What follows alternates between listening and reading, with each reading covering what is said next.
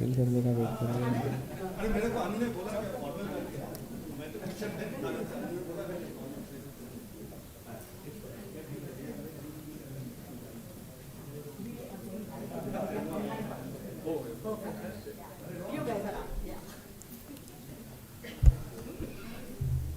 A very good evening, everyone. I am Shubh, and I will be a host for today's occasion, along with Sanya. We are both students who have been involved with Dsse School of Entrepreneurship since the start of our academic journey at IIT Bombay, which is why we are extremely glad to welcome you all to the annual Entrepreneurship Symposium by the Dsse School of Entrepreneurship. Before we proceed, I request everyone present to please settle down and put your phones on silent. Today's symposium brings together thought leaders on innovation and entrepreneurship from the domain of government, academia, and industry. The focus for today is on developing and fostering an entrepreneurship ecosystem comprising of entrepreneurs, investors, and incubators. Today's program includes panel discussions on some pressing topics, keynote addresses by our distinguished speakers, and a virtual unveiling of our new DSSE building. So without further ado, let's get started. Our first speaker for today is Professor Subhashish Chaudhary, Director at our prestigious institute, IIT Bombay. He has also been the K.N. Bajaj Chair Professor in the Department of Electrical Engineering. He has received major awards that recognize his research excellence, which include the Shanti Swarup Bhatnagar Prize and the J.C. Bose Fellowship, among others. I request Professor Chaudhary to please deliver the welcome address for our symposium today.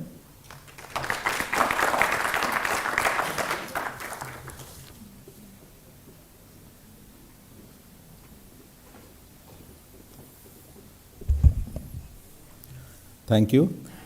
Good afternoon. It's a great pleasure to welcome you all this evening to have a very special program being organized by, I think, one of the newest entities of our beloved institute, that is the Dsse School of Entrepreneurship.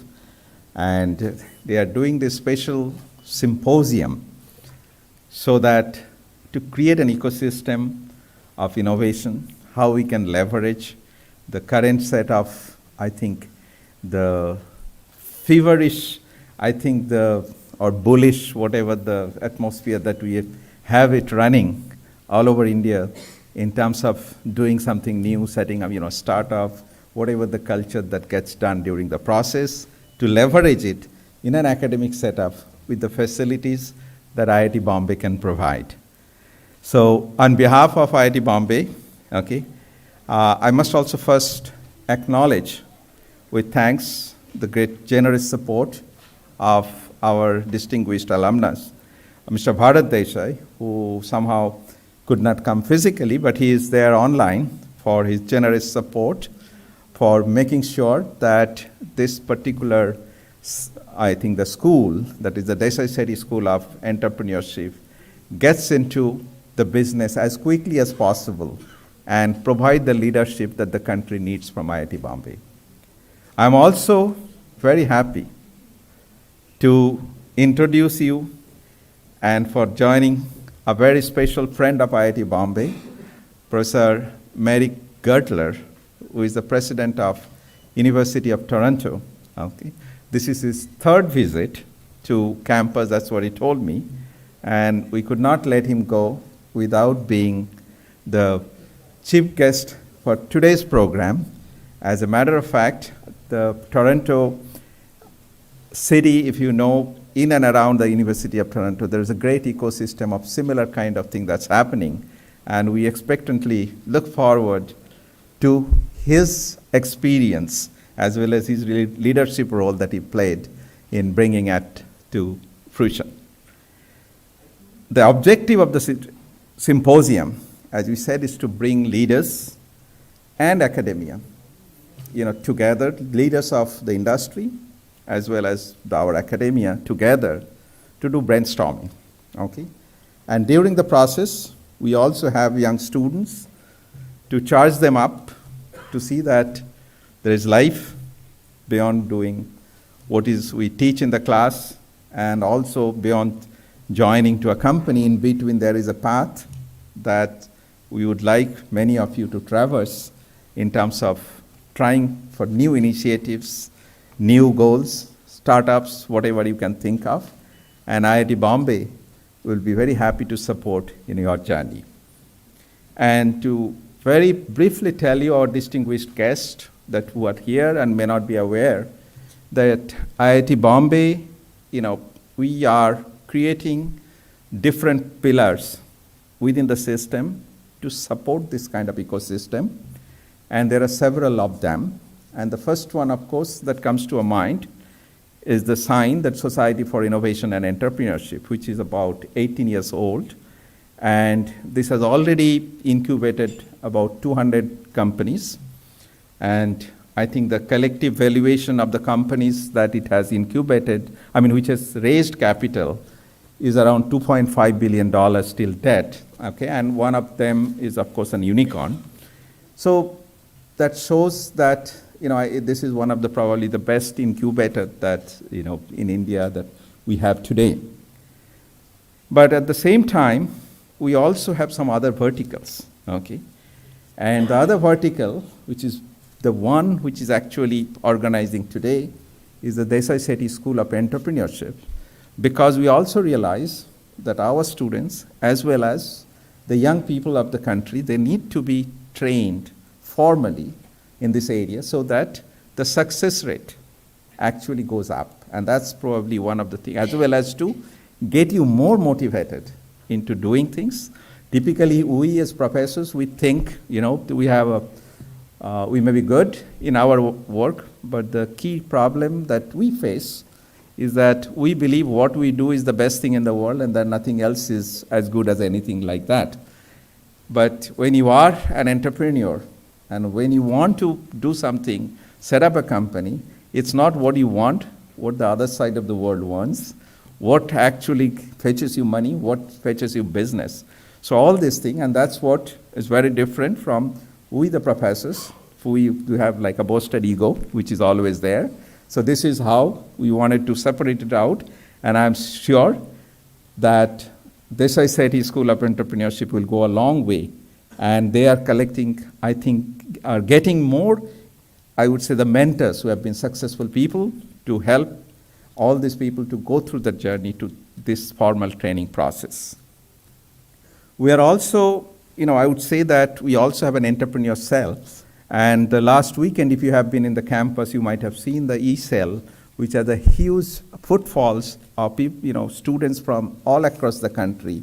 There may be about 15 to 20,000 of them coming here in the campus to learn and actually participate in business plan, the competitions and others. So this is a way so that we wanted to create, as we said, some kind of environment which gives you that real charging to get them into the process. Okay. We also have a research park which is coming up. Okay. And this is just across the pipeline within the campus. And the new building, which is about 500,000 square feet of space, would be available probably by the end of the current year. And till that time, we are hosting some of them in bits and pieces in different places in the campus. But we hope that some of these companies who actually graduate from our incubators, they would move on to the research park so that we have a continued association with those, and then we can leverage each other, right? Finally, there is also another vertical. So this is the fourth one that we are trying to create, is something called Translation Research Center. So we have it approved by our Board of Governors, okay? And we need brainstorming to be done in terms of seeing that there are a lot of good ideas which are at a very nascent stage. They've been published, they have been or maybe patented, but they are not ready for absorption or immediately moving into some kind of, I would say, the licensing. So we are looking at ways of engaging with the originator of the ideas to continue getting them employed into the system so that they can actually get a maturation of the idea. Using that, hopefully, they will move into one of these platforms, or either the incubate here, or they can do it wherever they want to do it. So once that happens, so there will be 4 verticals, and I'm sure that will create a good ambience in the campus for everybody to leverage, as well as we would open it up for students and, I would say, anybody in the country, probably they want to use this, okay? We are also talking to our distinguished guest today to see whether we can also possibly explore co-incubation opportunities where there could be our, I would say the incubators in our, in our sign, as well as, let's say, the students and faculty members from Toronto University, if they would like to collaborate together, they, and they work together and say, okay, let's do the incubation jointly. So, of course, the logistics, all the policies, that everything has to be, I think, fixed up. But I think we would like to start the discussion, and I think we are on track as of now, but we have to set it up. To conclude, I think we are here to listen to our distinguished chief guest as well as the different panelists. So without taking much, I think, time, I would like to welcome you all back and hope that you have a very fruitful time and very, very dynamic, and I think a lot of questions that you can put forward to the panelists and get a lot of fodder to keep you driving, okay, to see that finally, if at the end of it, if we can have 10 people from you to be into this fold, I think it's worth the practice. So thank you so much, and I hope you enjoy the day.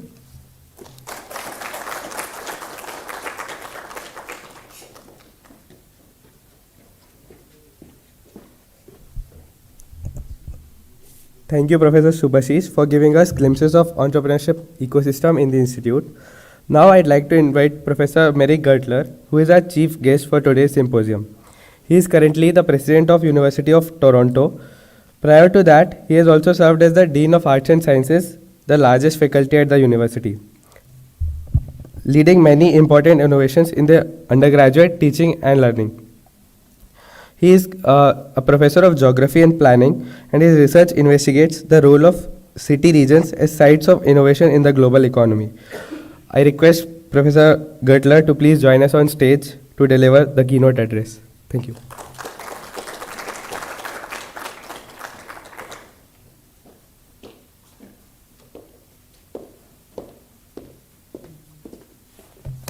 Well, thank you so much for the very warm welcome. And as President Chowdhury has said, we've had a wonderful opportunity for a discussion just prior to this gathering to talk about opportunities for future collaboration and strengthening existing collaboration. And entrepreneurship, I think, is going to be a prominent theme in that work. It's great to be back at IIT Bombay. As you have heard, this is my 3rd visit. I was supposed to have been here in March of 2020, but certain world events conspired against that visit, and so we had to delay it. But it is such a pleasure to be back here in person. And I want to thank Professor Chowdhury and the IIT Bombay faculty and community for this warm welcome. So, as you can see from this title slide, my topic today is really to address the pivotal role that universities and institutes like this one can play in stimulating the emergence and the development of regional ecosystems for entrepreneurship and innovation. And I would just say that that role is very important. It's well established in a number of prominent case studies around the world. And I think it's changing, it's evolving in interesting ways. So I want to comment on that a little bit. And I want to begin by making some observations about what's going on in Toronto in an innovation entrepreneurship ecosystem that's quite dynamic, and comment on the rather active and intentional role that the University of Toronto has played in its development. So can we have the next slide, please? So this is from the New York Times. So just under a year ago, the New York Times published this article reporting that Toronto and our innovation economy had quietly become the talk of North America. This is a very New York-centric way of putting it. It was obvious to everyone in Toronto. Maybe it was a bit of a surprise to New Yorkers. This came about as a result of the reporter, a fellow named Cade Metz, who had written a very, very good book about the sort of artificial intelligence and machine learning revolution called Genius Makers, which featured a number of U of T scientists, including Jeff Hinton, who I'll talk about in a minute. And in the process of writing that book, he recognized that a lot of this activity seemed to find its origins in Toronto. So he thought he better go and spend some time in the city and discover what was actually making it tick. We ended up spending a week there, and he interviewed all kinds of people, including me, and many other leaders within the sort of innovation ecosystem. So the Times in this piece notes that Toronto is now the third largest tech hub in North America, trailing only New York City and Silicon Valley. And the list of major companies that are locating or expanding in Toronto is really striking. If we go, there you go. Indeed, many of the world's leading tech companies are featured on this list, including, I think, 8 of the top 10 Indian tech companies ranked by revenue. So clearly some familiar names on this list. I don't need to read them. You'll recognize them. So the author, Kate Metz, notes that these anchor companies have been drawn to Toronto by the talent that's there, the talent that we are producing at the University of Toronto, the talent that is being attracted to these companies, and in some cases also brought to Toronto from around the world by virtue of the rather accommodating and flexible immigration policies that make it quite easy for highly qualified talent to be brought into the country. And that these anchor companies are really playing quite an important role in attracting and retaining this talent. He writes in the article that they, quote, come to Toronto for the researchers and the engineers who are already here. And indeed that local workforce is really exploding. And you can see from this chart that this is data from the 2022 Tech Talent Report from CBRE. And it notes that Toronto created more tech jobs between 2016 and 2021 than any other metropolitan region in North America, and more than New York and Silicon Valley combined. So clearly something interesting going on. The combination of leading tech firms and diverse and deep talent pool continues to have a profound impact on the evolution of the regional economy, and in ways that are often kind of surprising and somewhat unexpected. So if we go to the next slide, you see a quote here from a guy named Mike Volpe. He's a partner in a VC firm, Index Ventures, which I think is headquartered in San Francisco and London. And his firm has recently invested in a Toronto-based AI startup, and he's quoted in the New York Times article as saying, you need anchor companies that can provide a transformative impact. Entrepreneurs come from these companies and start their own. And the data confirm his prediction. According to one recent study, Toronto now has the highest concentration of AI startups in the world. Indeed, the emerging local boom in AI and machine learning is one of the most significant factors behind Toronto's emergence as a tech employment and entrepreneurship hotspot. The New York Times piece goes on to single out 2 startups in particular in this space that are of particular interest. And if we can go to the next slide. This is Raquel Urtasun. She is a professor of computer science at the University of Toronto. She's also the founder of a company called Wabi. This is a self-driving technology company that she founded. Raquel was recruited to the U of T about 10 years ago, maybe 12 years ago. And then in 2016, Uber invited Raquel to set up a self-driving car lab. Originally they said, come to Silicon Valley. We've got a great lab, you could build around. She said, well, no, if you want me, you have to come to Toronto. And they said, well, we have a lab in Pittsburgh. It's not too far away from Toronto. She said, no, you didn't hear me. I said, if you want me, you've got to come to Toronto and build a lab here. So they eventually got the signal, they got the message, and they did that. And originally with 50 scientists, and then it went so well that they had plans to enlarge it to 10 times that size. And she indeed employed many of her current students and recent graduates working in the lab, this research lab with her. And things were going very well until a couple of years ago, Uber decided to get out of the autonomous car business. It was very expensive, as you know. They weren't exactly making a lot of money. They were spending a lot of money. So they decided to disinvest from that business. And at that moment, Raquel decided to start Wabi. And she took most of her former team with her from Uber to this new startup. Wabi has attracted major investments now from VCs around the world, and it has recently taken some revolutionary steps to pioneer software systems for self-driving long-haul trucks. So it's for the long-haul driving on highways between cities. Her most recent investor is Volvo, a major deal that was announced earlier this month. And she is doing all of this great work in Toronto. And why Toronto? Well, as Raquel puts it in the article, she says, the talent is here.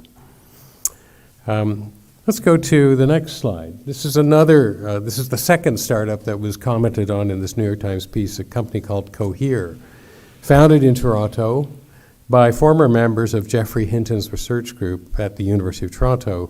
They had all previously worked with Jeff at U of T and also in his Google research lab in Toronto.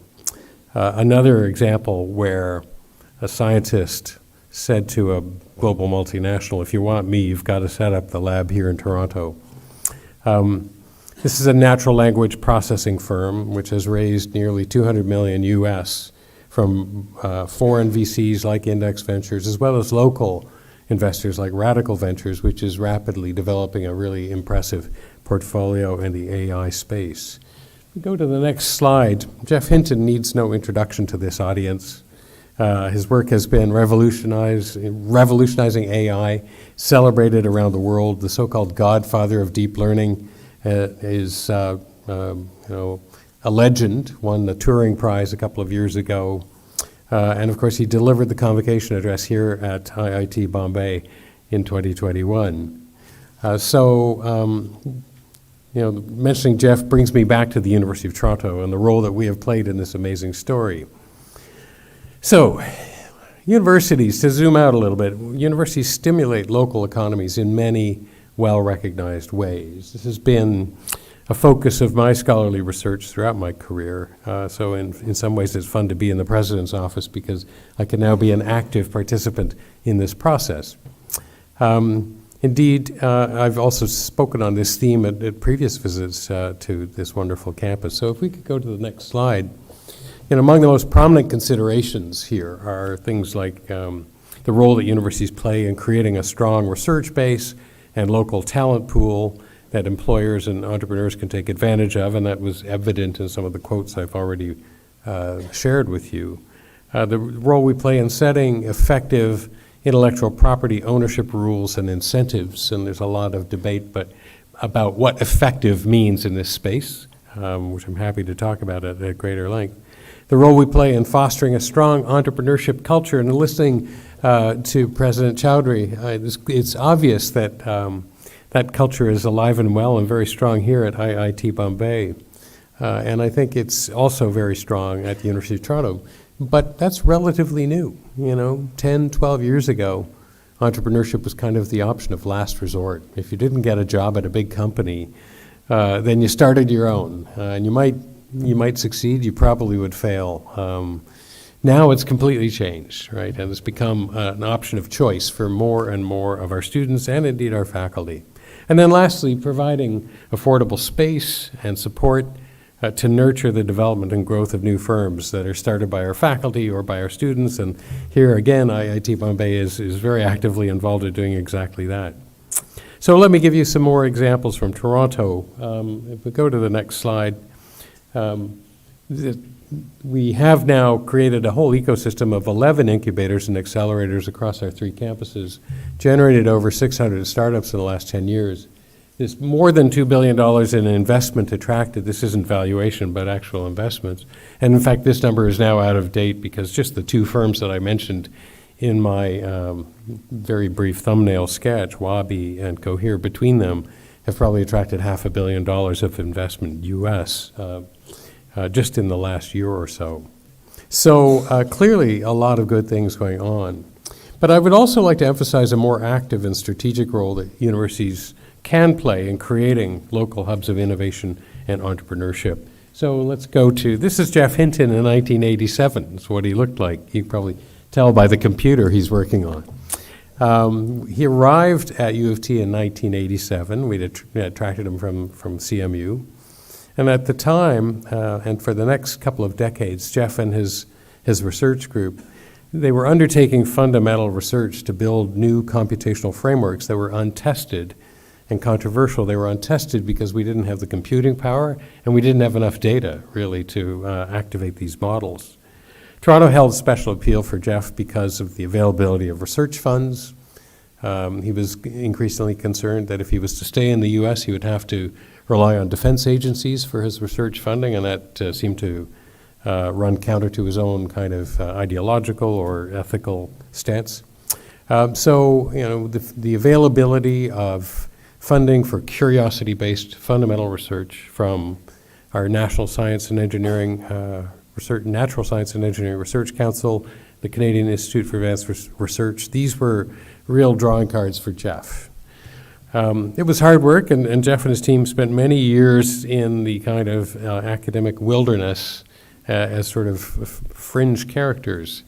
And as he mentioned here in his 2021 convocation address, his ideas were widely regarded as, quote, a silly romantic fantasy. Well, we all know what happened. Some 2 decades later, with the development and the availability of high-performance computing and access to large amounts of data, these models based on deep neural networks, artificial neural networks, proved to be indeed very, very successful. So much so that they have powered much of the AI and machine learning revolution. Incidentally, speaking of that, if we can go to the next slide, I asked ChatGPT, which is running on technology pioneered originally by Jeff and released by a company started by one of his students, where I should launch my AI startup. And it mentioned Silicon Valley and San Francisco Bay Area as the top spots, and Toronto as second. And you can perhaps read some of the narrative there. That you'd be amused that ChatGPT seems to be rather good at assessing some of these issues. This isn't the whole story. So often in the past, promising startups in Canada would be scooped up and moved to the US or elsewhere. Venture capitalists would say, we like your idea, we want to invest in your company, but you've got to move to the Valley, or you've got to move to Boston, or you've got to move to Houston, or wherever it happens to be, or London for that matter. But that didn't happen this time. Wabi, Cohere, and other startups like that are staying in Toronto, and they're rooted here. So what is behind that? Well, I want to suggest to you that a watershed moment occurred in November of 2016 when the University of Toronto joined a small group of local leaders who were motivated by the sense of opportunity and also by the threat of a potential opportunity lost that these kinds of developments represented. I mean, they sensed obviously a really interesting dynamic in Toronto, but were worried that the top talent and the startups associated with it would be recruited away from the city and we would lose the benefit of all of that activity. So they came together to create something called the Vector Institute for Artificial Intelligence, an independent research lab that would drive excellence and leadership, I'm quoting here from their mission, drive excellence and leadership in Canada's knowledge, creation, and use of artificial intelligence to foster economic growth and improve the lives of Canadians. And appropriately, Jeff Hinton was named as Vector's chief scientific advisor, and his former PhD student and his colleague in U of T's computer science department, Rich Zemmel, became Vector's research director. The province of Ontario contributed $50 million to help establish the institute, and the government of Canada followed suit, pledging its support as part of a pan-Canadian AI strategy that saw them investing in labs in Toronto, in Montreal, and in Edmonton. Built around 3 stars in this field, Joshua Bengio at University of Montreal, Jeff Hinton at Toronto, Rich Sutton at U of A, a specialist in reinforcement learning. Moreover, in the Vector Institute case, more than 30 private companies also anteed up and decided to put money into this venture, committing a combined total of over $80 million to create an entity that they recognized would be both an important research engine, innovating both in fundamental and applied research, but also be a source of expertise to help them incorporate machine learning models into their business models and transform their business and enhance their competitiveness as a result. So that diffusion mission turns out to be really quite important. The Vector is a hub for both fundamental and applied research. It appoints faculty fellows who can be cross-appointed to local universities, and the large majority of them are indeed cross-appointed at the University of Toronto. Gives them the opportunity to supervise students and attract research funding through the university. But they don't have to teach if they don't want to. They have a lot of freedom, and it's quite a nice deal.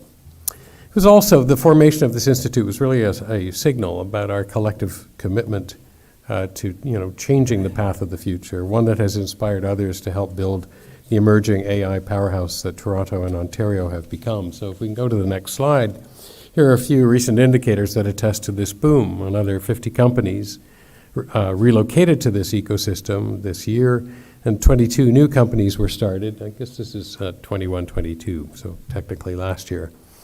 66 new AI-related patents filed, $2.86 billion in venture capital investment flowing into Ontario's ecosystem in this year, which is 3 times the figure from the year before. It created north of 22,400 jobs in AI, which was a more than 200% jump over the previous year. So these are some impressive numbers. Well, let me draw out a few broader insights as I move to conclude my remarks that demonstrate that research universities and institutes like this one can play a more intentional role in reshaping their local economies than is often assumed. And I characterize this process as curation. The University of Toronto played an active role in building the local AI and machine learning innovation ecosystem in Toronto. Rather than taking a passive stance, U of T deliberately led the creation of both new organizations like the Vector Institute, and we incubated Vector inside U of T, and new institutions or rules of the game, conventions that have remade Toronto's regional innovation system in important ways. Now, to help build a local innovation system, you need to encourage local firms and local organizations like universities and research institutes to collaborate, to work together, to make that boundary between them more porous, more permeable, so that intellectual resources can circulate across that boundary more freely. Universities, at least my universities, traditionally ill-suited to this kind of interaction. This is captured so well in the well-known concept of the ivory tower. The original model of the university was one with walls around it that symbolized the kind of mindset. So breaking this mold really requires reshaping the relationship between universities and industrial partners, and sometimes redefining the very essence of what it means to be a faculty member or a graduate student. So recall the story of Raquel Urtasun and Wabi. When she started at Uber back in 2016, we had to rewrite some of our most fundamental rules. Rules, for example, that govern how long one can have a leave of absence or maintain part-time status at the university. Our rules were very, very rigid. So basically you've got 1 year, and if you're lucky, you can renew it for a second year, and then you have to decide, are you in or are you out? And we thought, well, that didn't really make sense in this case. So we had to rewrite the rules to permit her to retain a 20% appointment for an extended period of time. This would allow her to really have enough time to make things work and get them off the ground, and to continue to supervise U of T graduate students who worked in her lab and who subsequently moved with her to Wabi. We also had to create a new regulatory framework to ensure that our grad students would have full access to Uber's vast data and advanced computational facilities, while at the same time being free to publish their research findings without any constraints. And as you could well appreciate, that's a delicate balance that one has to achieve. Now that these new rules have been devised, we've been able to apply them to other cases. So other faculty members have seen what Raquel did and said, well, I have a similar opportunity. Can I get the same deal? And the answer is yes. We do this based on our assessment that there is net benefit to the university and to the students involved so long as their interests are properly protected.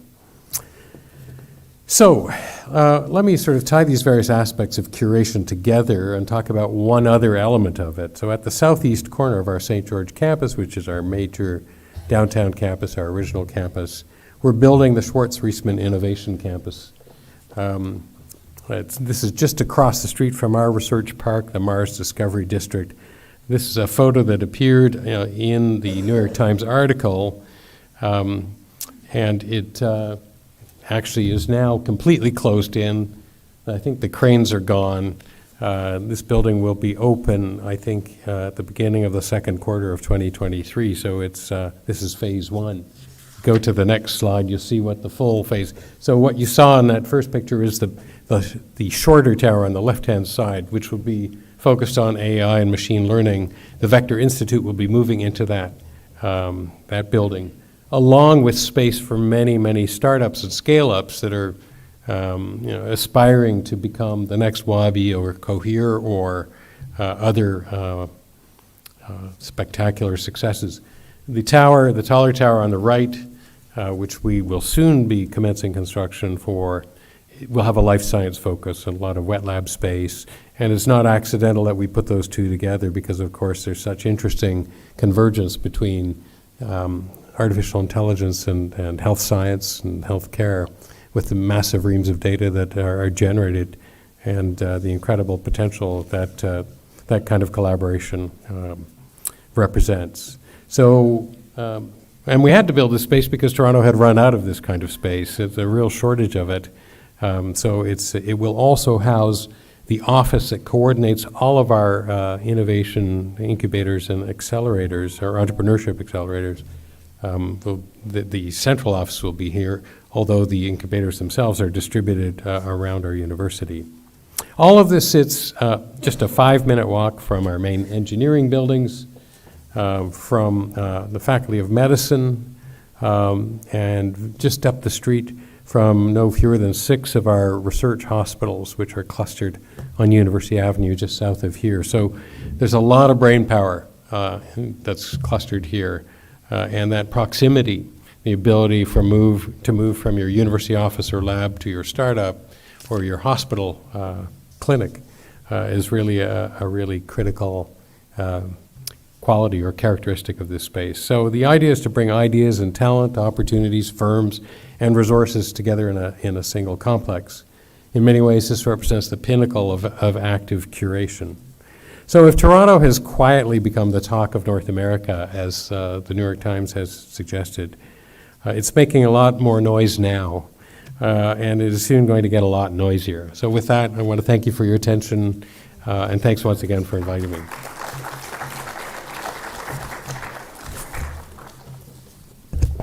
To Professor Gertler for that wonderful brief on the evolving role of universities and the entrepreneurship culture at Toronto. I hope we at IIT Bombay can replicate some of what University of Toronto has done.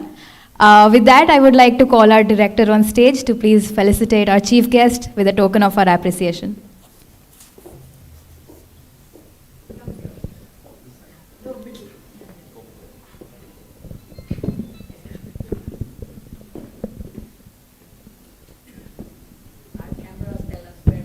Yes, of course. Photographers who run the university. Yeah, there's a control of it.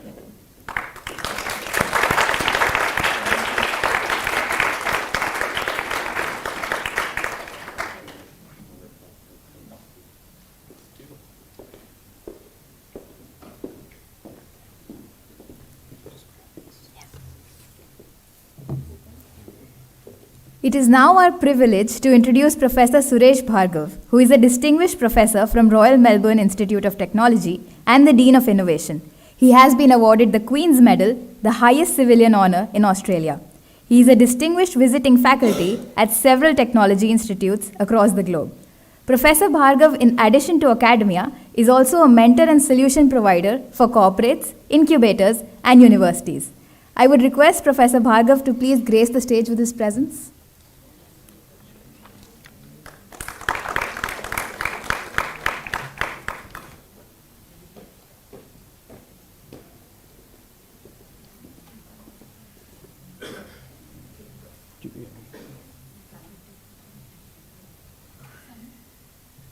get this. Well, good afternoon, everyone. And I must say it is a great pleasure to speak at a platforms who is giving the real birth of the innovations over here. IIT Bombay is very well-known institutions around the globe, no question about it, that is known.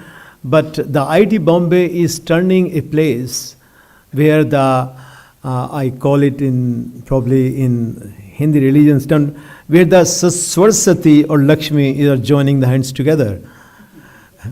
The name of these schools, when it come in my mind, that innovation and entrepreneurships, I have to think very deeply, because these two things, entrepreneurships, it is in Indians' DNA. You go to the Gujarat and you'll find it. You don't have to tell that. It is in our DNA to some extent. I mean, you can define in English, you can define in subjects, but if you look that everywhere, every aspects, I mean, this country is a most diverse country on this planet. Diversity is basically the mother of the innovations. Peoples find out the way when the needs comes. The temperature goes to the minus to plus all the times of the year. All kinds of the problems you may imagine may exist here. So are the solutions. In somewhere in the old local language, we used to call it, somewhere you go there to, okay, koi problem aayi, jugaadu hai, jugaad batao bhai. Well, that's entrepreneurships. That's entrepreneurships. Find out the solution. The problem is there. In Bombay terms, you can say 1 to the 4. In business terms, you can define it in the right, decorative English words, or you can say the local words. Meaning is the same. Outcome will be the same. My job is, I'm an academics. I travel throughout my life between the two boats. People hate it, don't travel in the two boats. I did. One boat is my business side, one boat is my academic side. And what I'm going to share with you is just my experience, the real experience, my knowledge and experience share with you. This is not from the books, it is not from somebody else, what is there, it is my own experience. So I feel a little bit more passionate, I feel a little bit more authentic, that because I know it happens. Let me share with you. First of all, before we start in Australia, after the White Australia's policy is gone, and the Prime Minister says sorry to the Aboriginal peoples, this has become customary that we acknowledge that Australia and the RMIT University where I came from is located, is in there too. So we acknowledge their past, present, all the tribal peoples on which the university stands. That is our gratitude to those peoples who are still there to some extent, but not in a that shape what you can see in the real the other peoples there too. But there is a gratitude there too.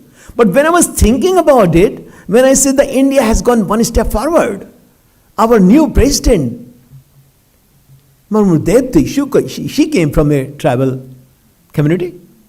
So when I give these lectures, when I talk about this, when I acknowledge, I have to acknowledge, I always say, yes, come on. You are talking about it, we have done it.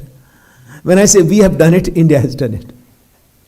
Right? Because there is a life examples you can see, the whole world can see. That is the examples doing it. Third thing is there, that's my journey, is there, as you can see, that the whole years that I attached with the industries. I graduated from a University of Exeter, examined by Sir Geoffrey Wilkinson, Nobel laureates, Imperial College. I gone there, so I did the postdocs. I entered in 1983 to Australia, and since then I'm still there. Different roles in academia, 17 years for executive roles. But during these journeys, I learned one thing, that if you have to do the research, do the translation research. If you have to do the research, trying to solve the problems of the real world. If you have to do the research, try to adjust your research objectives in that directions where you can make the difference. One thing I learned from my chairman, K.M. Birla's one there, I was listening to him one times, and he was saying, I was the board of director for 9 years there, and they are one of the companies of there. And if you don't know how you can convert $1 to $3, you don't know how to do the business. because we report to the shareholders all the time. Profit is the things. Now, nowadays, the definition change. The definition is, if you cannot make the difference, you won't survive. If you can make the difference, yes, the customer will come to you automatically. The language of business, the language of academia, where the publication is important, but the new rules come publication with applications. Can you show that too?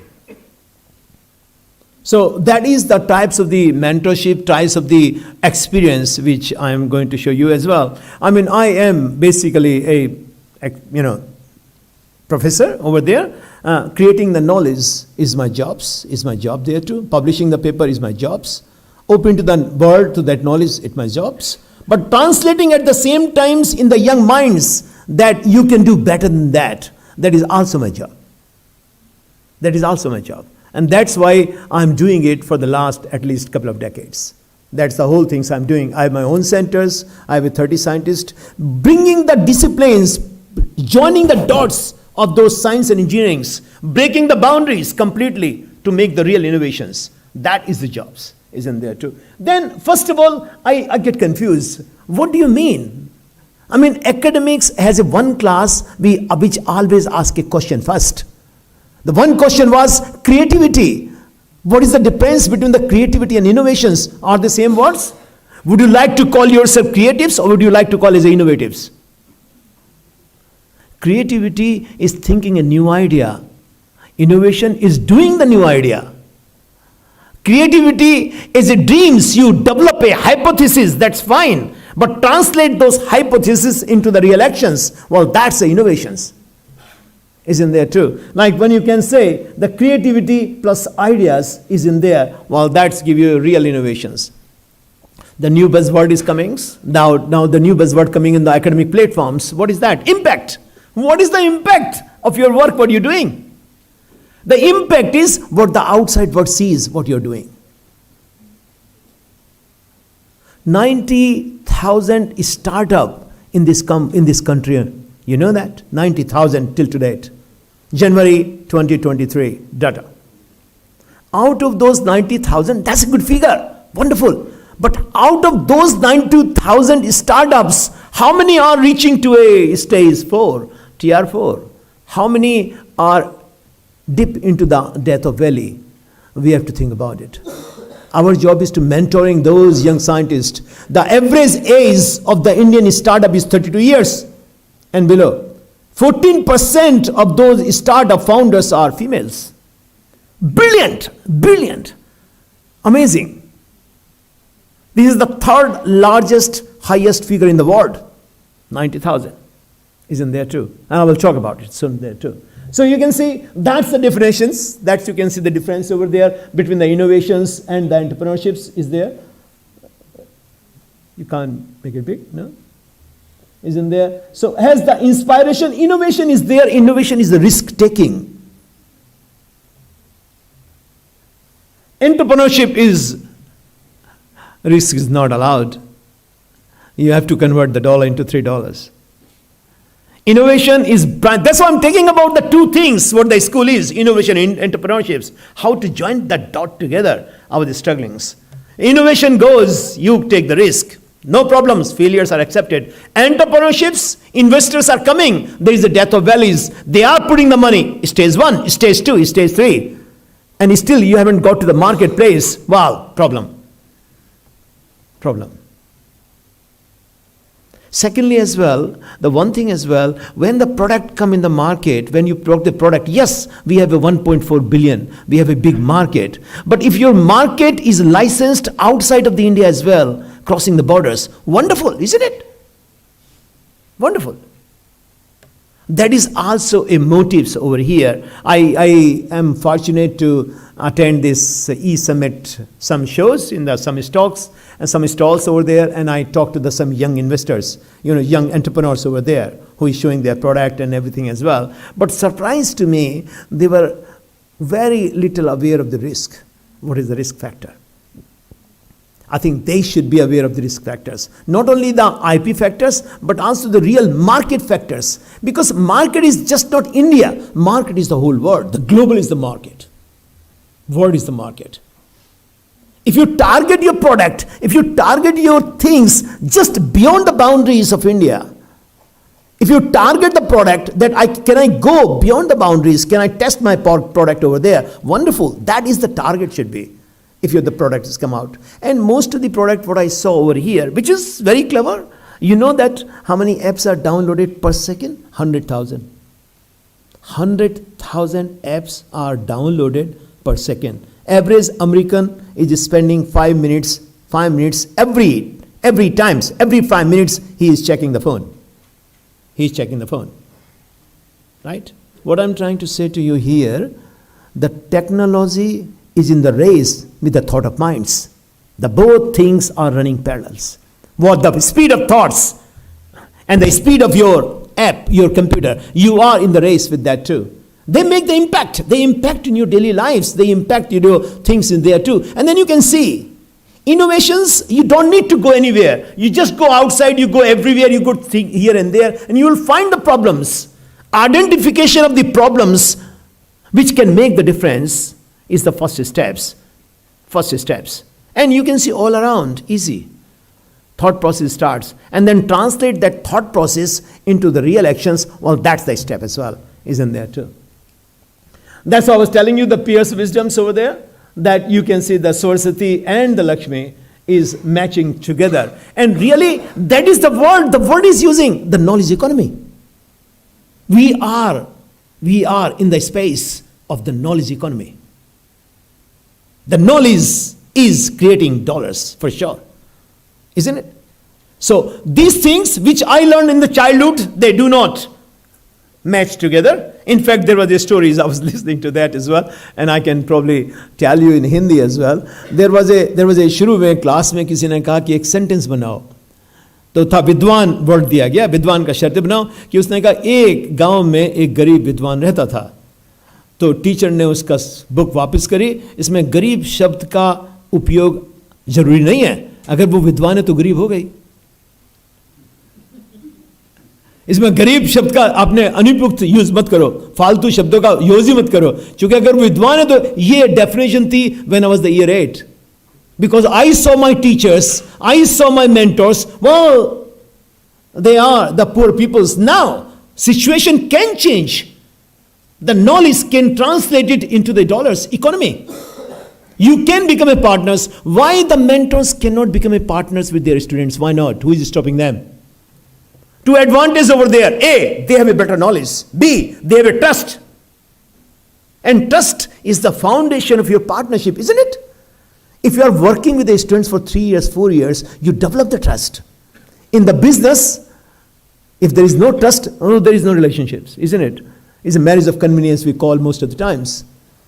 But those marriages of convenience are not sustainable partnerships. Sustainable partnership, how many times you saw the fight in the business world? How many times you see the fight in the family even in the business world?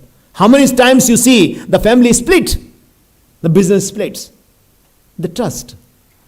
And if the trust, if teacher and taught, if the trust can be developed, and this platform, as this platform today in IIT Bombay, can play the roles, well, you see the outcomes. Sky is the limit over there. That's what I'm saying. So new equations, I was thinking about it. Okay, the new equation is there. That is, my equation is there, that I plus E is equal to S. Innovation plus entrepreneurships. That is a startup. That is a startup. That is the definition of a startup. Isn't there too? Why is there too? Because beyond the entrepreneurships, a startup needs a considerations, a customer things, all those sort of things. But if you can bring the innovations, I can do the things differently. Or if you can do the things as well, that usually entrepreneurship is basically try to make more from less, isn't it?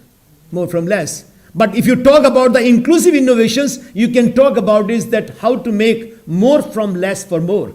That is also important in a society like India, isn't there too? You can work on that too as well. Because at the end of the day, a happy society will give you a sustainable business as well. An unhappy society, no matter whatever you do, you know that business won't survive. The best business will disappear. from there as well. So that is also a responsibility from the startup, from the people from the day one, that we create a product, we create a ethics in the business as well, that also give some kind of responsibility towards who don't have not, is in there too. That's very important.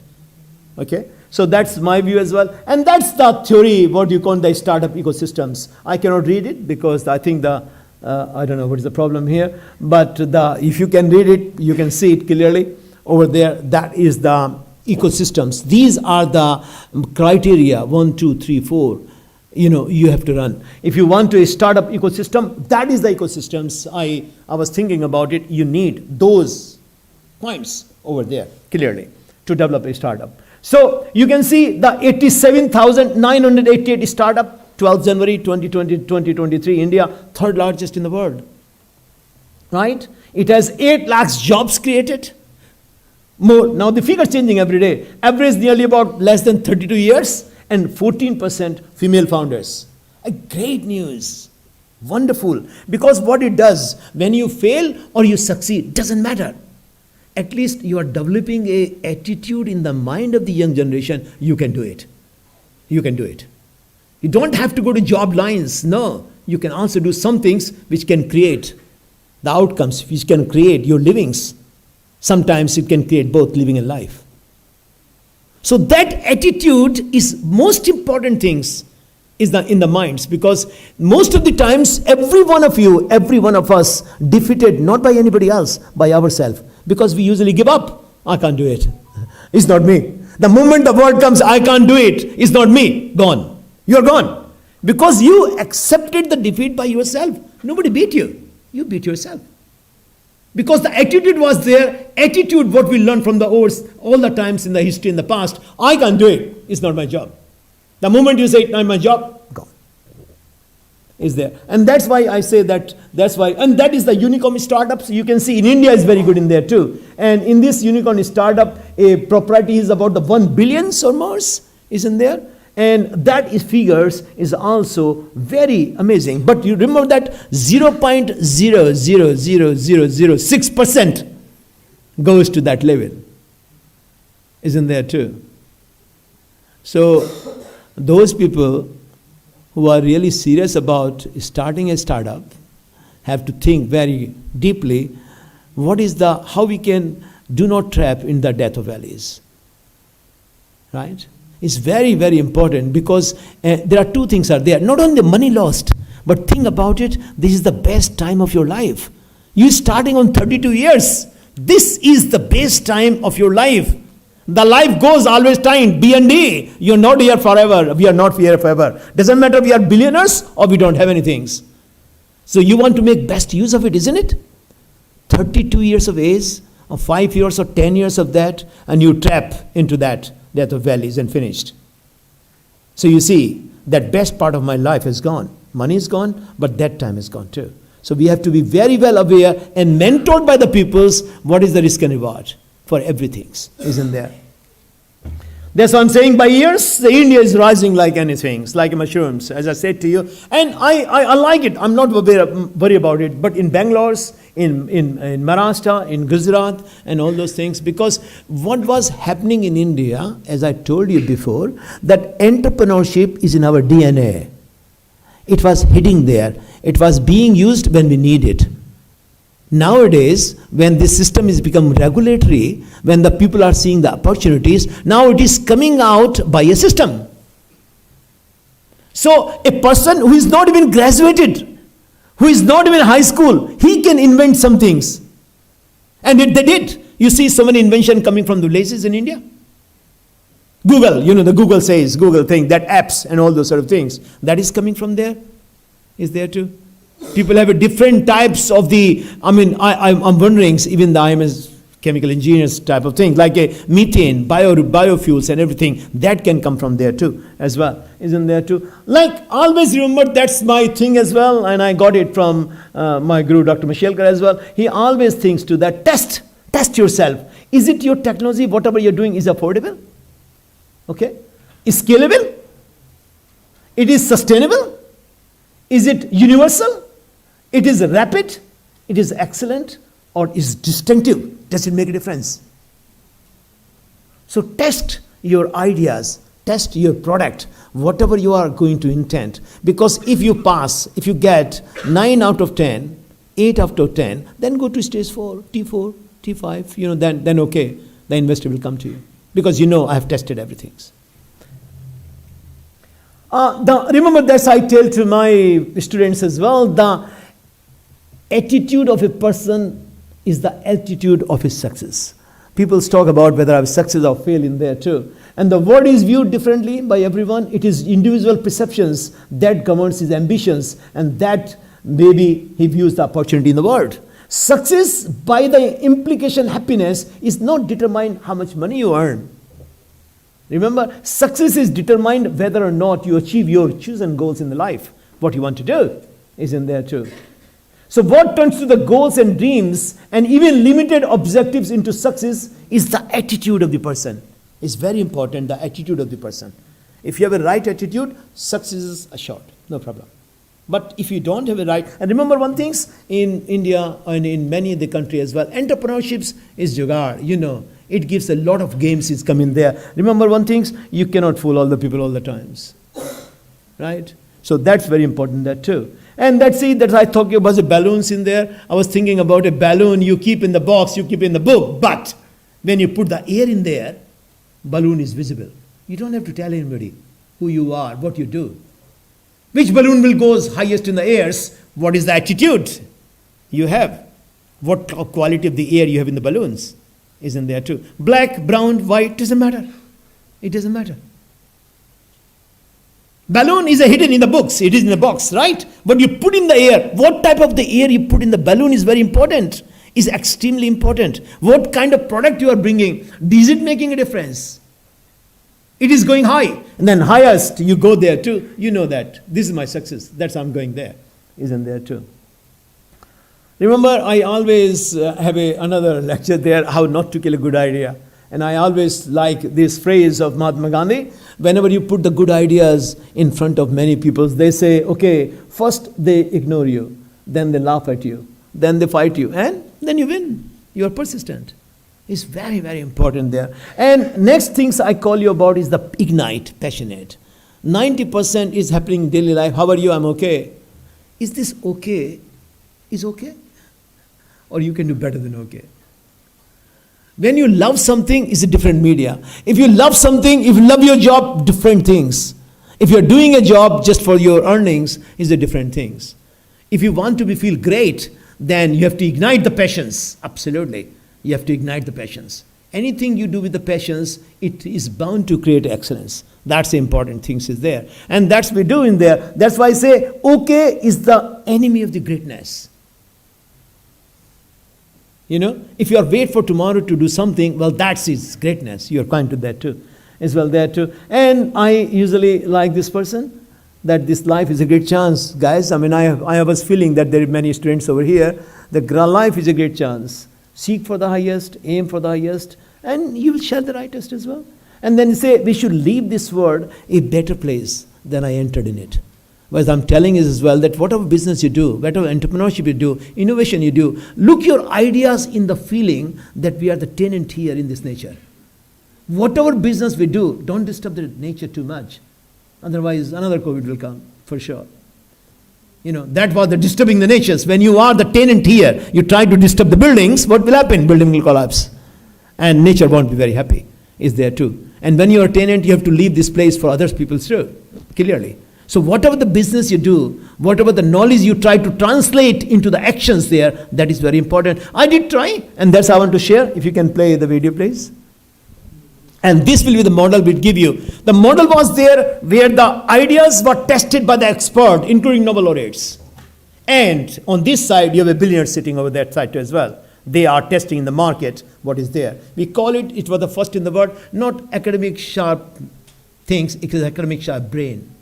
They were selected about the 7 or 8 projects by the expert in that field, then tested by the market in the presence of that. Can you run it, please? That's why I call it genius. Is all the periodic table elements in there? Is the Melbourne Convention Halls. Sound? Who their research are linked to the things to the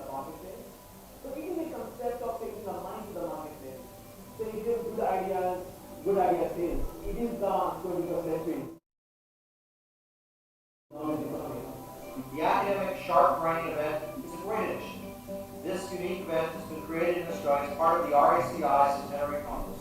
I would like to congratulate the organizers in bringing this event to fruition, in particular Professor Suresh Bhargava, the chair of the Academic Sharp Brain Conference. Science and technology have become inevitable parts of our everyday life. The next stage of economic prosperity will be achieved by innovations from a range of disciplines working together. If we believe that our fast-changing world requires more innovative approaches, then we must facilitate the change. We, as academics, have an important part to play as role models to future innovators, but we also have the power to inspire, encourage, and facilitate innovation. One of the biggest challenges we've got going into the 21st century for Australia is the fact that we are operating in an increasingly competitive world. Many countries are investing in education and innovation systems. And in order to drive the jobs growth that we need to translate the fruits of our research endeavour into the marketplace for commercial benefit as well as societal and environmental benefit. The Academic Sharp Brain program from the Royal Australian Chemical Institute is one of the preeminent awards that is recognising the effort of universities, research institutes, publicly funded research agencies across the country, not only to invest in their fundamental and applied research, but to get those ideas out into the marketplace. And for that, I congratulate you all. Academic Sharp Brain is a great opportunity for young scientists and researchers to present their research to an audience of investors and judges to give them feedback and tell them how good and how valuable that could be in a real world setting. In a picture, I think we're looking for somebody who's not only just got an idea, but knows for that idea to find a market and something that the people need. So in other words, it has a need and a niche and actually could be adopted by a group of industries or governments to actually make a difference. I think what they should be thinking about is you have to identify who's your customer, who's going to pay for this, and whether they will pay for it. You can have a cool idea, but if you don't have a customer, then it's going to be a hard journey for you. Benefit from the wisdom of experience. Always ask, what should I have been doing that I haven't been doing, and learn from that experience to the next one. I have a long-standing commitment to innovation in Australia.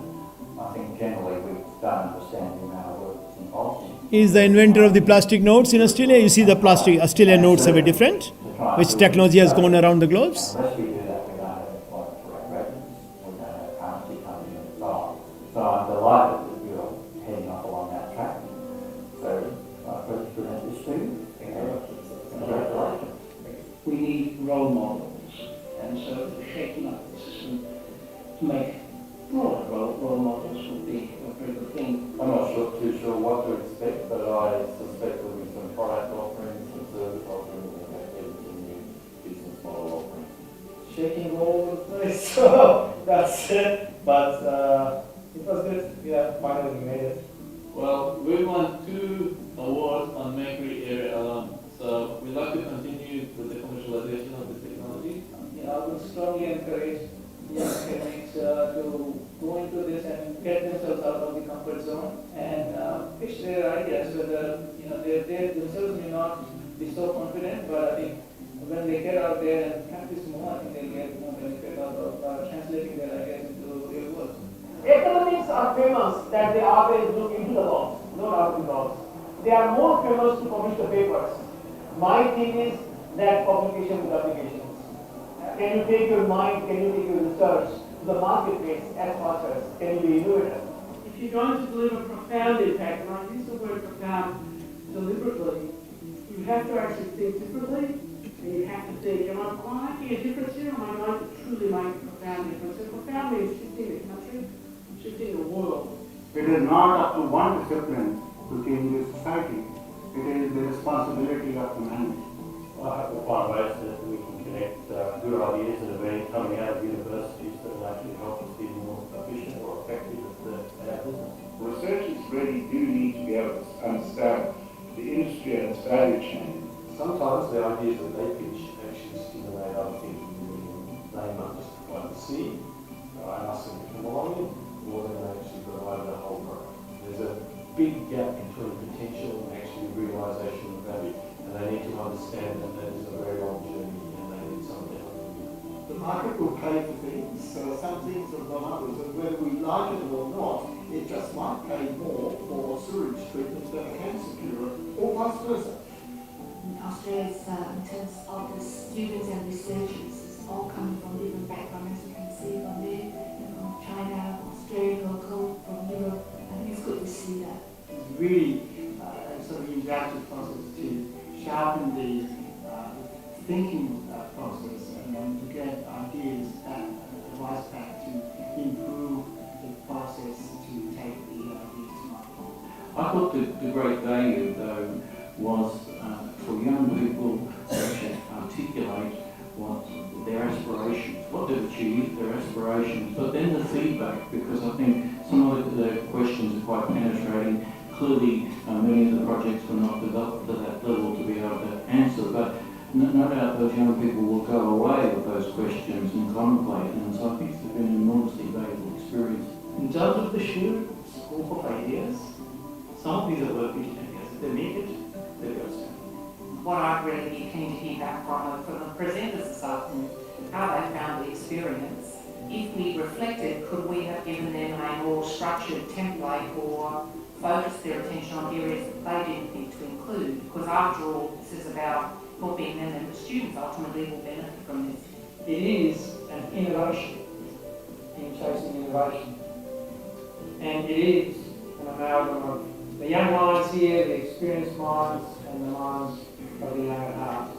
They'll learn to communicate what they're doing, they'll learn the skills necessary, and there's really a whole spectrum of how one interacts with the outside world. You know, nothing makes a Vice Chancellor prouder than when they see their remarkable students and staff win awards. And that's what happened today, and I couldn't be happier. You know, there's something magic that happens when you bring skilled mentors together with people with remarkable ideas, and that's exactly what I saw today. Okay, so you see that event was organized in such a way that technical and the engineering and science was checked by the award experts, including Nobel laureates, I said to you.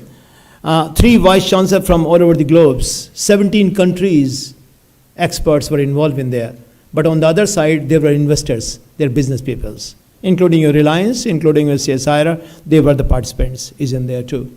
So the product, there's a 3 product games, and my job is there to introduce them. After that, they can go, you know, behind the screen and hammer there too, because that is give you an idea, is in there too.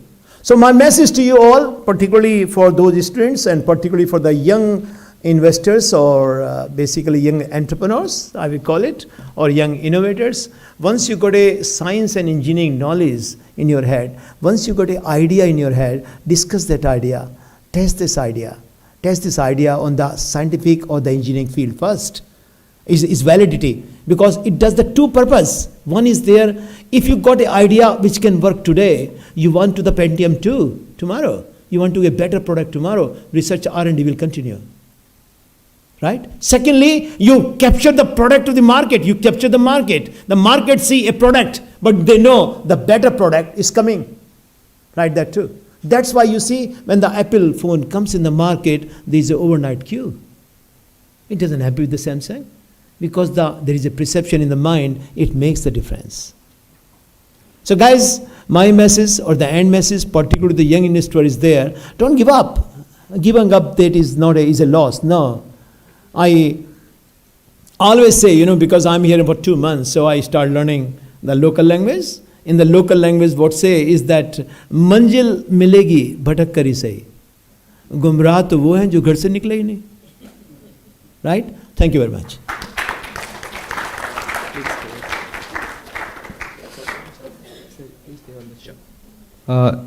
Thank you, Professor Bhargav, for the wonderful address.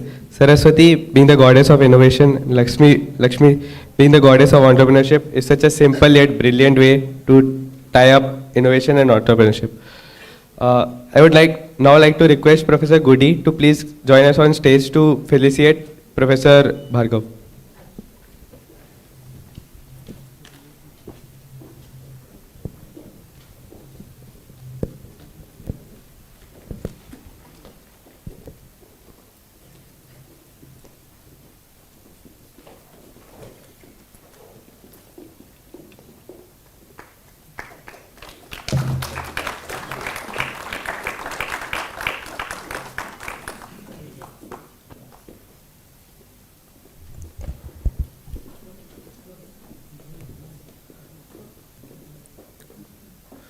Now, I'd like to introduce and invite Professor Devdeep Purkayastha, Professor of Practice at Dsse.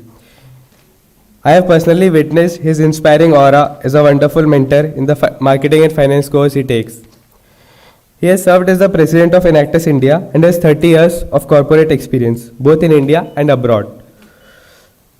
He shall be moderating a panel discussion on role of entrepreneurship, education and academic incubators. So without further delay, let's welcome him on stage.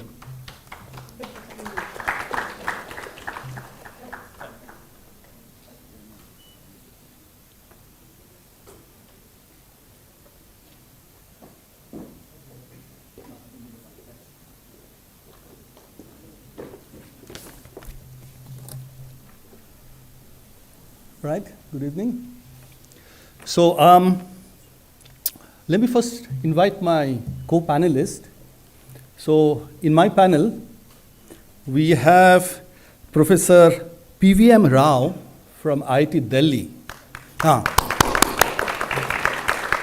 So Professor Rao is the Dean of Alumni Relations, IIT Delhi. He's also a guest researcher, and you can see the prizes that he has won and so on and so forth. I'd also like to invite Professor Rajan from IIT Madras.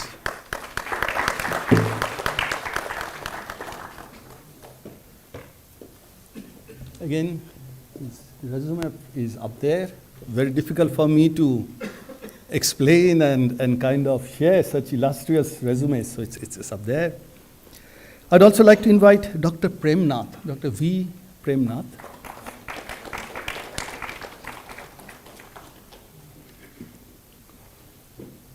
Again, extremely illustrious. I will not even try to kind of introduce in detail. So first of all, thank you. All right. So I think Professor Merrick started off the discussions, okay? And there are a lot of notes that I took. But one of the notes that I have taken, which kind of summarizes everything that we're trying to do, is how can you make entrepreneurship an option of choice? That's the word that he used, option of choice. My time, it was jobs or higher studies. And what he outlined very well was in Toronto and Canada, entrepreneurship is an option of choice. It's not jobs. It's not higher studies. Entrepreneurship. And you saw those numbers. And the second thing which I noted down was that when you do a ChatGPT question and you ask, where should I do a startup? Powai Lake is not there. Chennai is not there. So House Khas is not there. Pune is not there. So somehow in ChatGPT we have to do something to get into that list of 10. So that's kind of the thing. What I'll do is, let me just sit down. What I'll do is I'll just lay a little bit of context very quickly, and then we have some canned questions. But really the ones that I really want to hear from are the students. See, the incubators, accelerators, programs, everything that you have heard so far is the product and the service. That's what the faculty and the ecosystems are building. But startups fail because you create a brilliant product which nobody wants. So I may think that I've got a brilliant incubator. I've got a brilliant school of entrepreneurship. I've got a brilliant accelerator. But all the students, I see some of my students sitting there, if you don't vote for it and join the incubator or the accelerator or enroll into the program and say, this is my choice, this is my option of choice. This is what I want to do.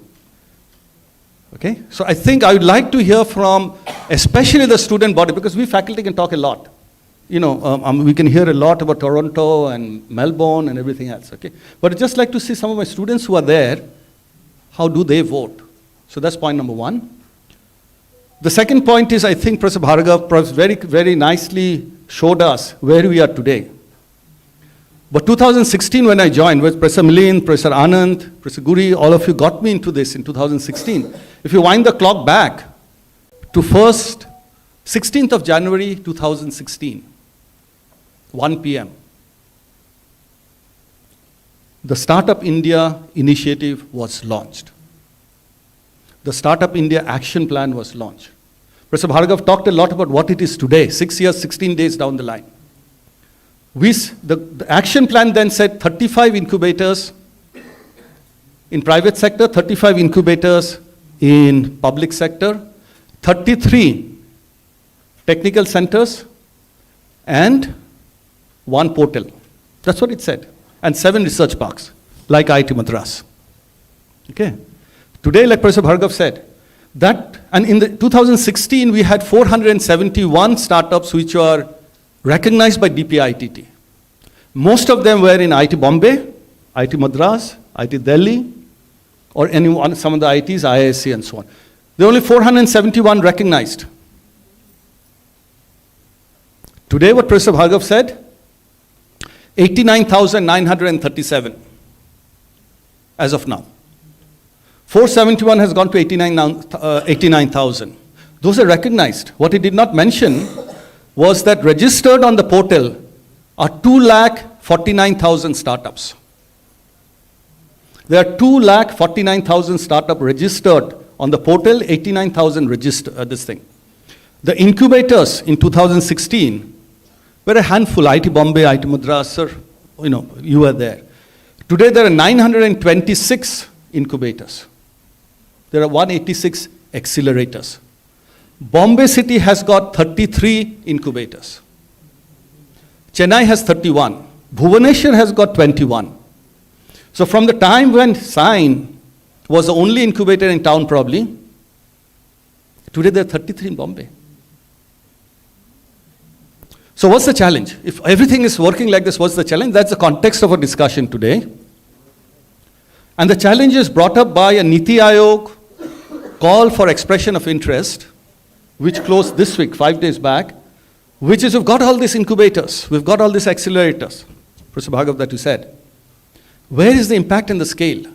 What's the best practice? So that expression of interest, I would encourage all of you to read it, is that how do you take the best practices from Harvard, MIT, Stanford, Toronto, okay?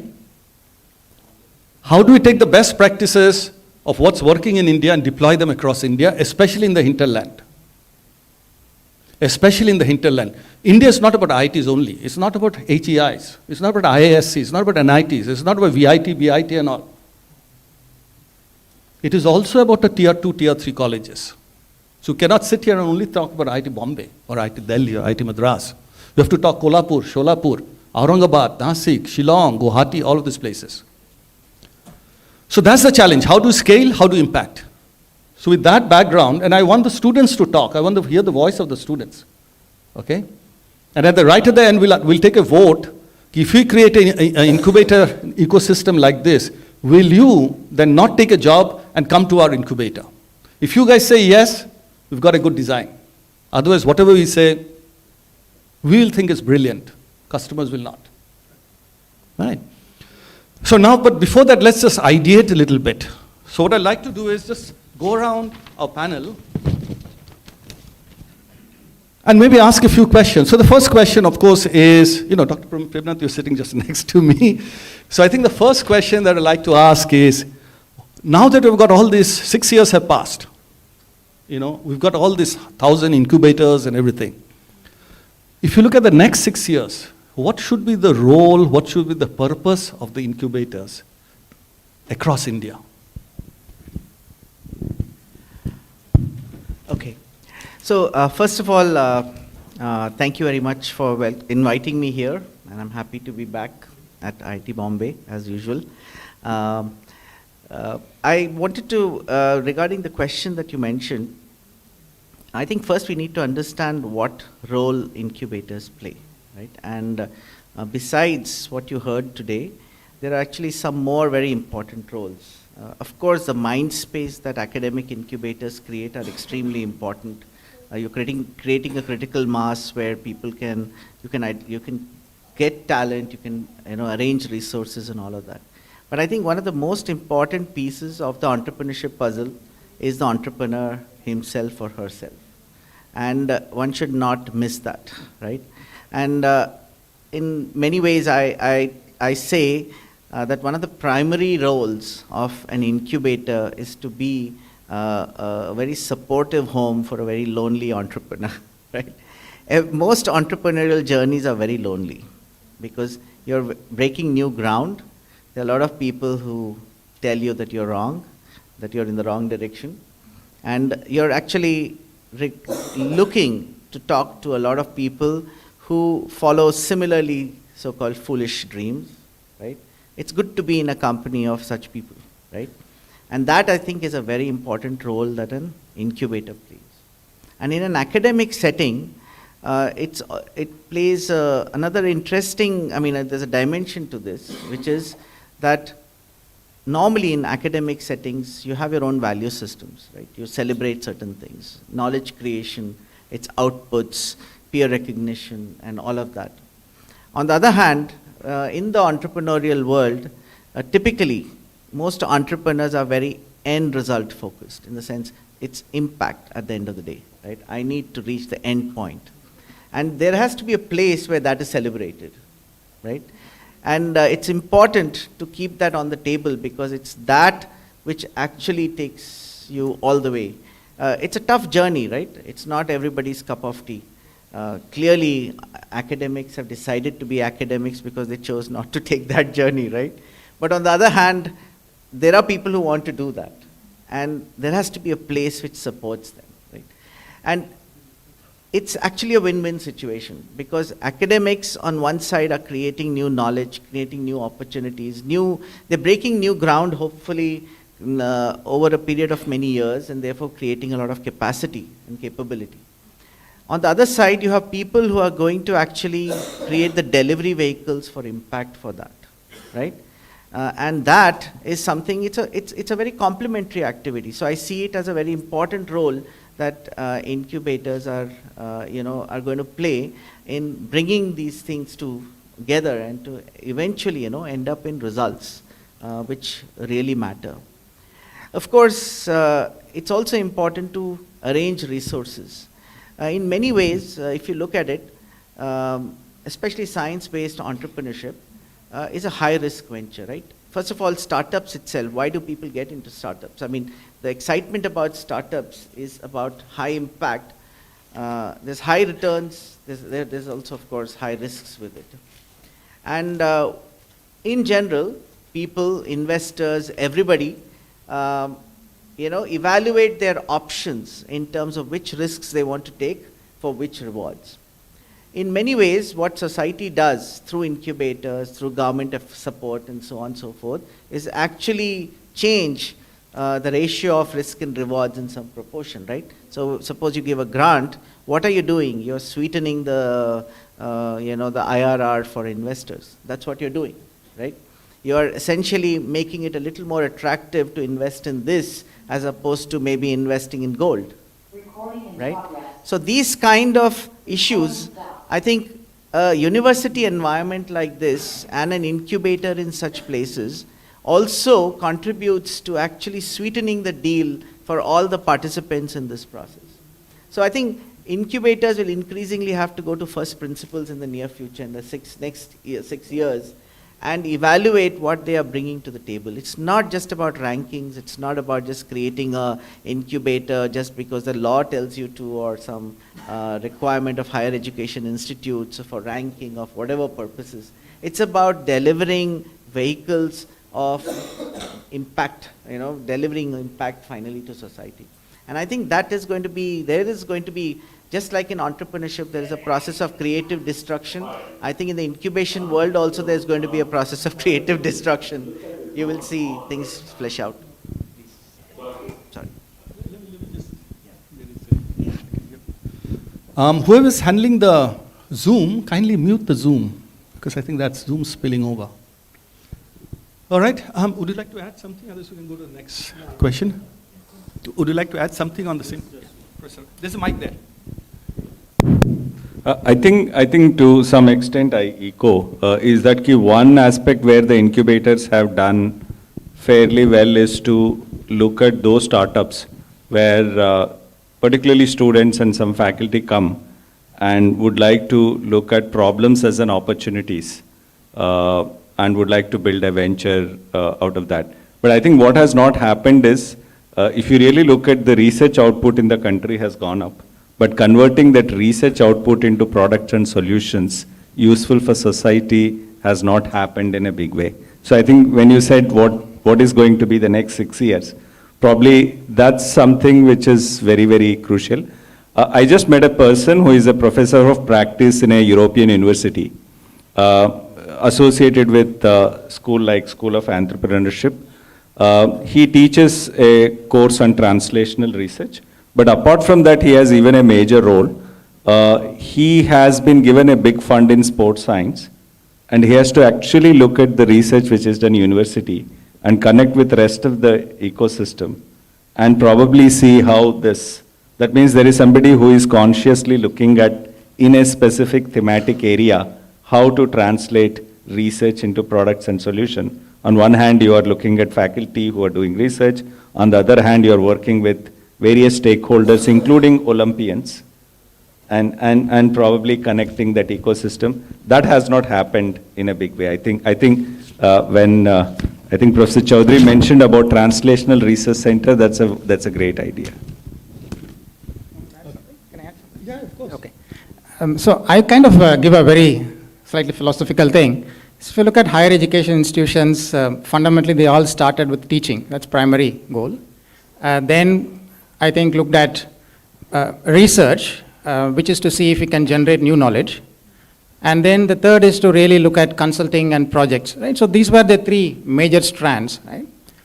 And when universities started teaching and research, naturally for succeeding in all this, one need to build laboratories, so many other infrastructure that's needed to succeed in these. Classrooms are needed for teaching, laboratories needed for research.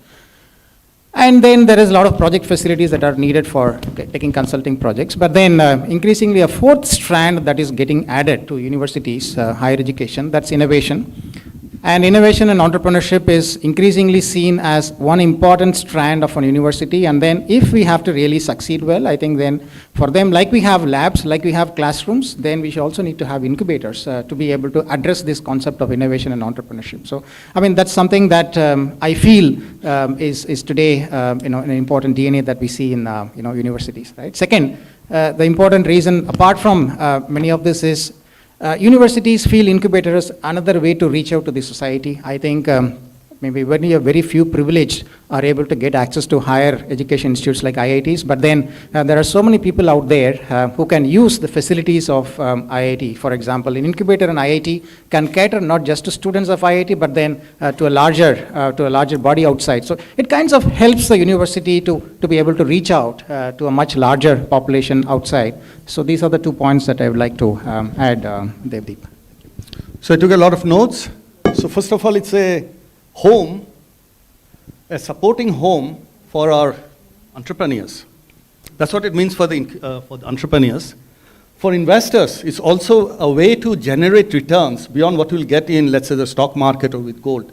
So students, entrepreneurs, investors. What I also heard was translation.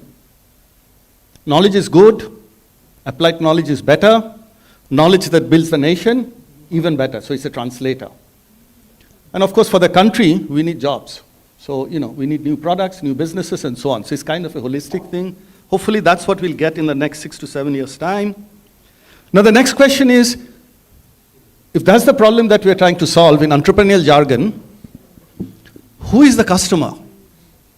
Okay, who's the customer? Of course, the customer is the investor, the customer is the country, the customer is the government, the customer is everybody. But above all, the customer is the entrepreneur, the student.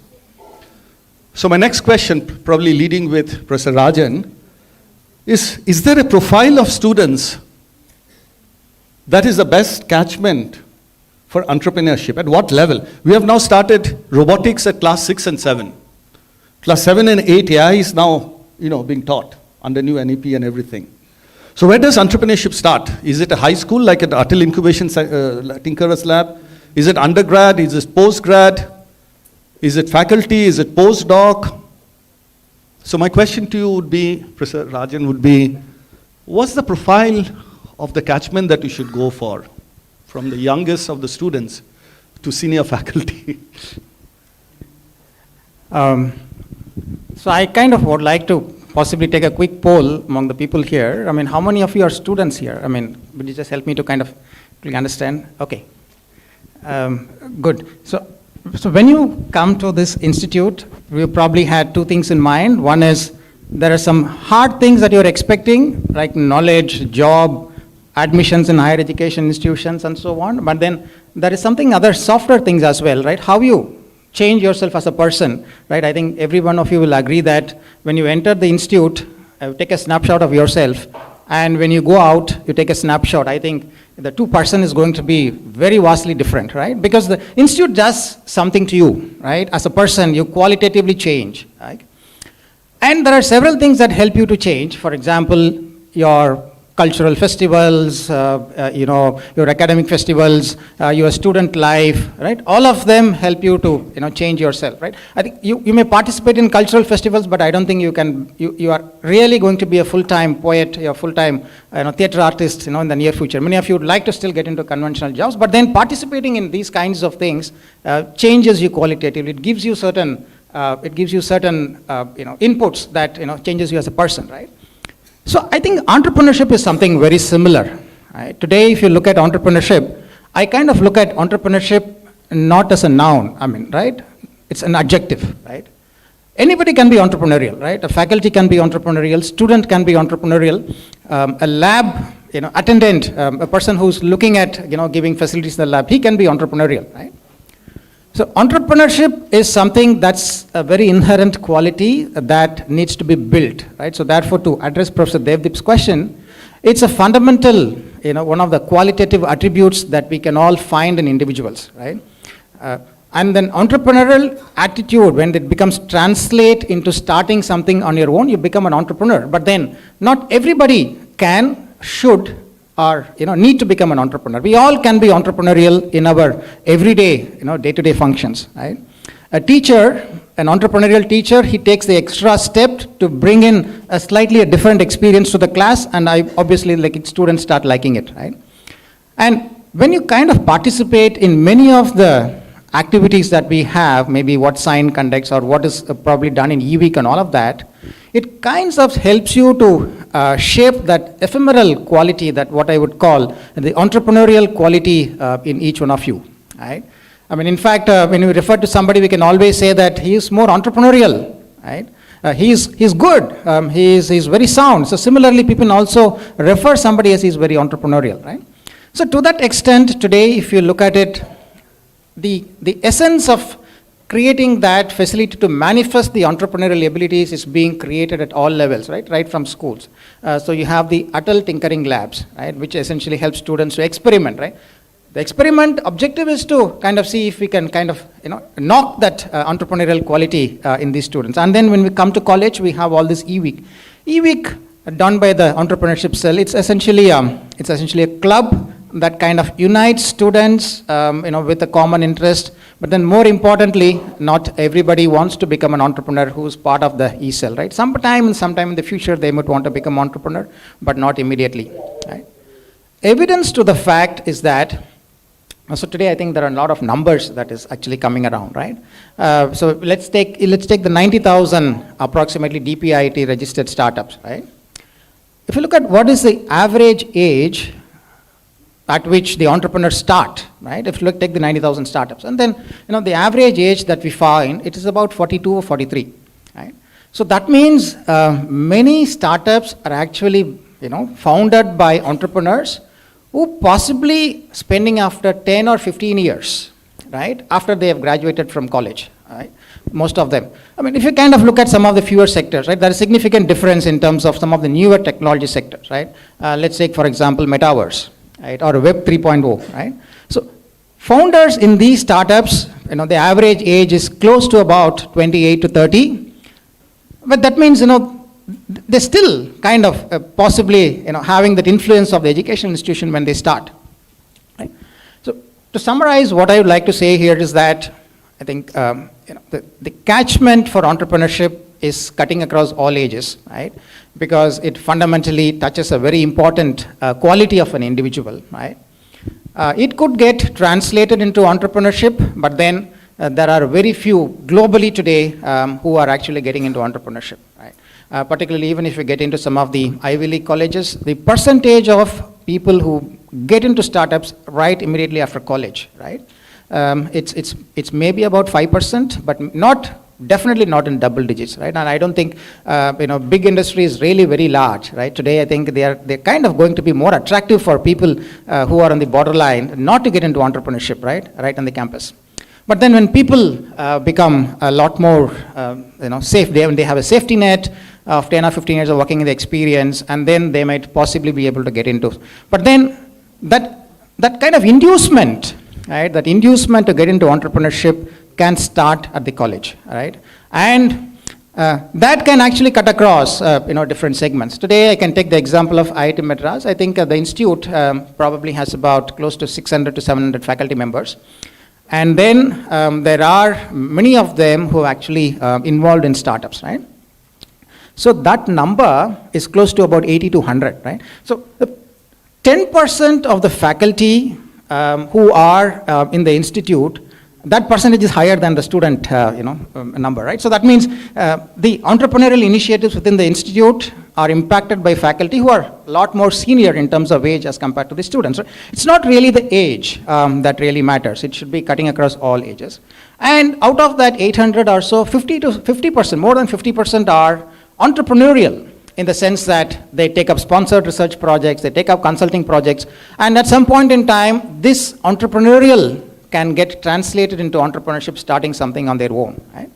So the various facilities that we are setting up today, starting from the school level, tinkering labs, the entrepreneurship cell, the incubators, the research parks, and maybe the startup policy schemes that is there in the various institutes, is kind of really knocking on the entrepreneurial urge at different segments, and I think that's a great thing that has actually happened in the current ecosystem. Can I just add?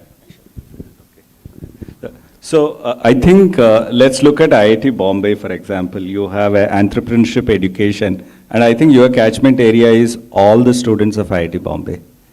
Why I say is that there may be, as it was said, there may be a small percentage of people who would like to be entrepreneurs the day you graduate. That's a smaller number. But there'll be a much bigger number who would like to come back after serving for a few years. If you really look at the success of entrepreneurship, the large percentage are those where the entrepreneurial seeds were sown in the campus, but I think they came back after like 3, 4, 5 years. Because even the peer group doesn't allow them to be entrepreneurs from day one. And I think that's where this thing. And the third category is that even if I'm not actually creating a venture, let's say I go and join corporate and spend the rest of my life, I still need entrepreneurial mindset. Okay. And I think if you have, I think that way the role of DSSE is much broader, that you are not just grooming only the people who are creating ventures, but I think you're actually looking at the entire ecosystem to basically prepare them for entrepreneurial mindset. Just one point I would like to add is that there are different, you should also keep in mind that when you're getting into entrepreneurship, there are certain things which tell you that, you're ready to plunge in, right, for a given entrepreneur. And very often it's also about aligning different co-founders together. So it's not a monolith. It's not like all the co-founders are going to be of the same age group and so on and so forth. So there's actually variety there as well. And it's actually very important because sometimes you need somebody who is hungry and foolish and somebody who is a little more knowledgeable and wise working together, especially if there are domains which are very knowledge intensive in, say, biotech and so on and so forth. So I think we would have to probably, the catchment area has to be much wider, but one of the roles of the incubator could be to create those, teams which bring in different contributions and therefore make it a little more amenable or a little more easier for people to sort of jump in and, get into entrepreneurship. Okay, so we're a bit stretched for time, I think. So, do we have time for just? Yeah. In fact, more than a question, I would just like to see Go around the table, especially the students. Remember, you guys are the customers. Okay? The incubator, whatever we do, if you don't come to the incubator is an empty shell. You guys have to buy into the incubator. Now we've got Professor Sankal from IIT Jodhpur, we've got Shazi from Sain, we've got many incubator managers. You know, I think GDC head was there, DSSA head is here, X head is there, the founder is here. Okay. Now, can some of the students just give me one thing that will make you seriously take up entrepreneurship? What can an incubator do to get you into entrepreneurship versus higher studies versus jobs? Yeah, just say it loudly. So I had actually dropped my courses and started my company, but I was able to do so because my family was financially very stable. Okay. However, after conversation with a lot of my peers, and I tried to get a lot of people to join me in the startup journey, most of them had this issue that, let's say you go for a job, you have a certain set of skills that you do, and after a year you want to get a promotion, you can show those skills and then you get a promotion. So there is, I would say, a systemized corporate ladder that exists, but being an entrepreneur, there is actually nobody to verify your skills. So today, let's say if I want to take a break and take a job for, let's say, a year, 2 years, now the question comes across is, okay, where do I fit in? Because I don't really fit in anywhere. So it's kind of, once you get into the journey, there's no getting out. And I guess that scares people. Yeah, understood. It's scary, it's risk-taking. Thank you. Good job, thank you. Just one other quick question. Guys, give him a big hand, huh? He's probably speaking for all of you. Yeah. Give me one or two attributes of the dream incubator. If IIT Bombay, IIT Madras, IIT, Delhi, or Dr. Premnath in Pune, or Melbourne, he said, tell me 3 things about our dream incubator. Don't just tell me, give me money, give me money. I mean, other than that, what exactly would you want from a dream incubator? Yep. Good evening, sir. Yeah. Ease of access, clarity of thought, and a clear-cut vision of where to start, what will be the mid-achievement, and what will be the end point. For the incubatee. So the incubator will help the incubatee come up with the roadmap. Yes, yes. Okay? I think that's a terrific answer. Guys, who else? Come on. Yeah, of course. Okay, so first is whatever my idea is, if incubator can help me with industry access, I would be very willing to join that incubator. And then collaboration, because being an incubator, I might have a team, but I'm sure they won't have every aspect of whatever the technical requirements are. For example, I might not have web developers, right? And it is very expensive to get somebody else. So incubator getting those skills into our team, these two factors, I think, one, collaboration with other skills factors, and second, industry connect. Okay, understood. I think that's a good answer. Thank you. Just a couple of hands going up. Yes, sir. Gentlemen, right at the back. Yes, right. Yeah, go on. Yes, please. So I'm not a current student, but a next student. So Dream Incubator, I think what engineers lack is, managerial skills, team management skills, finance, marketing skills. If the incubator can, help them develop these skills, I think they will do much better than just with engineering skills. Okay, fantastic. General management skills, basically. Sir, you had a question. Yes, gentleman in tie. My response will be a little general, but there are 3 aspects.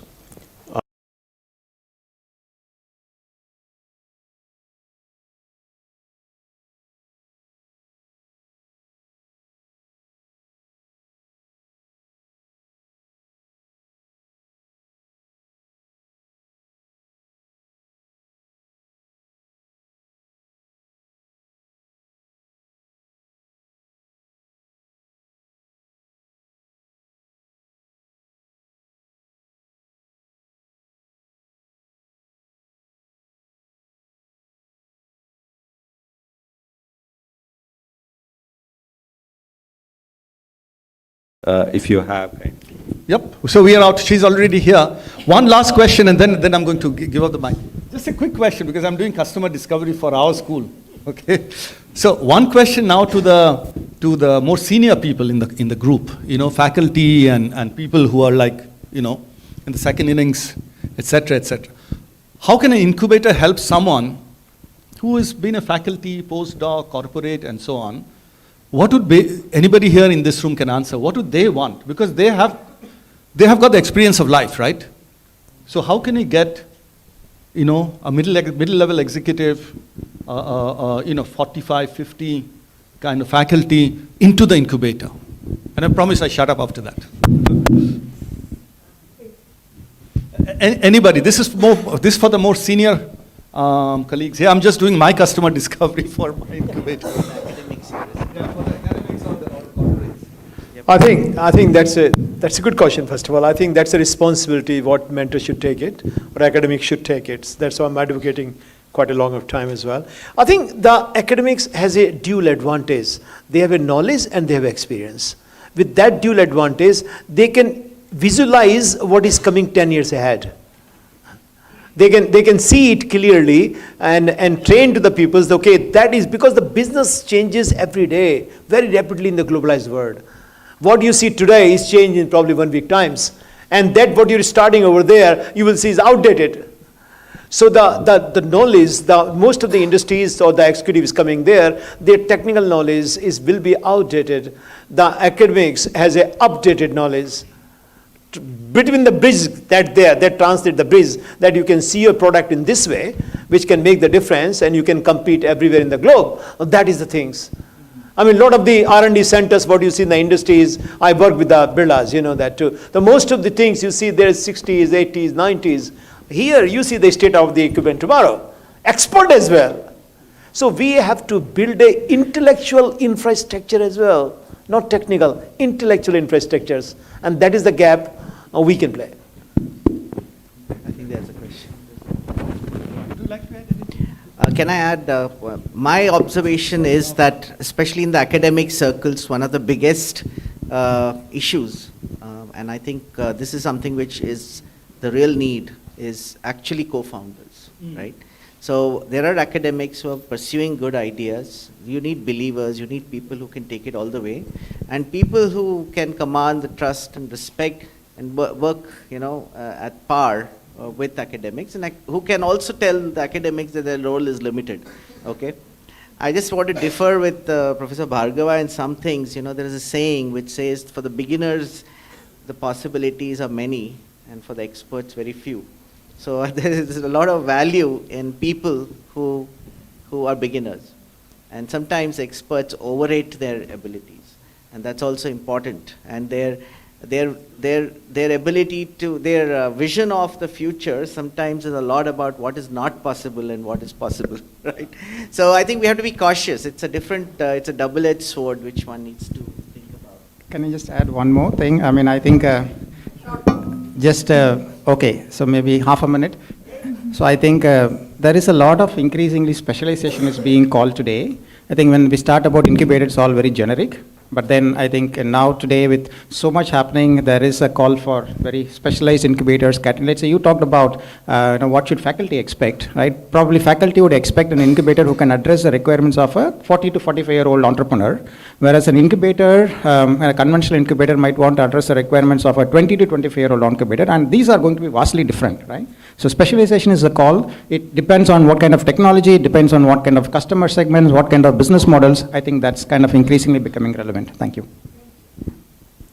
So thank you for that invigorating panel discussion. I am certain our audience now have a better idea about the sweetening role of academic incubators and how the university culture and education can contribute to our entrepreneurial path.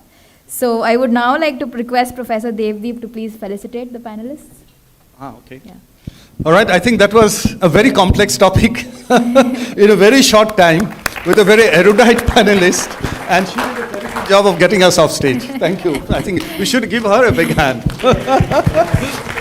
Thank you for taking us to tea coffee. Thank you.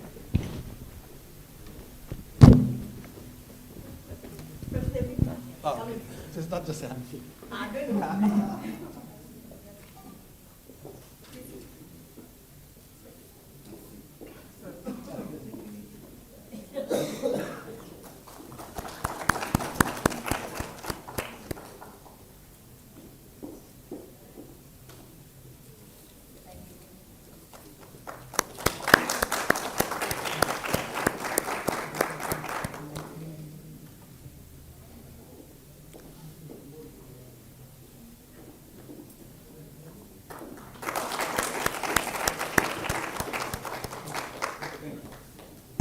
Thank you, Professor Devdeep and the panelists. We will now have a short tea break and we'll be back at 6:10, post which Mr. Bharat Desai, IIT Bombay's distinguished alum, will be joining us online.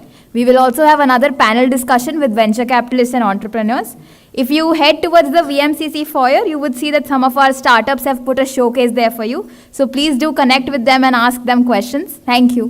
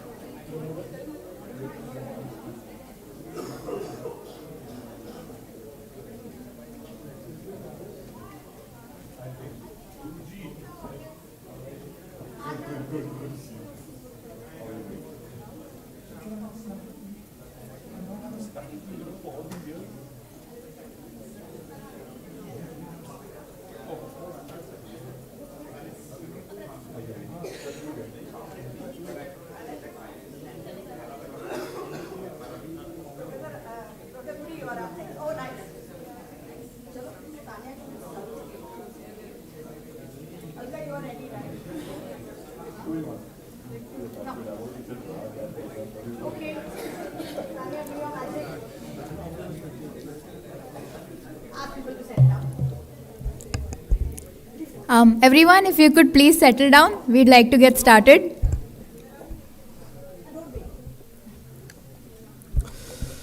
Welcome back to the post-tea session. I hope you enjoyed your tea and the startup stalls piqued your interest. And you will go back later to the stalls. Stay tuned, and we have a lot of exciting things coming up your way. We would now like to welcome Professor Ravi Goody, who is the Dean of Alumni and Corporate Relations at IIT Bombay. Prior to this position, he was also the professor in charge of the IIT Bombay Research Park Foundation and has also served as the head of department at Chemical Engineering. In addition to his administrative position, Professor Goody continues to find time to teach us and makes sure his class remains dynamic. I am actually a student of his in the Process Dynamics class. So, sir, we would like if you could grace the stage with your presence, please.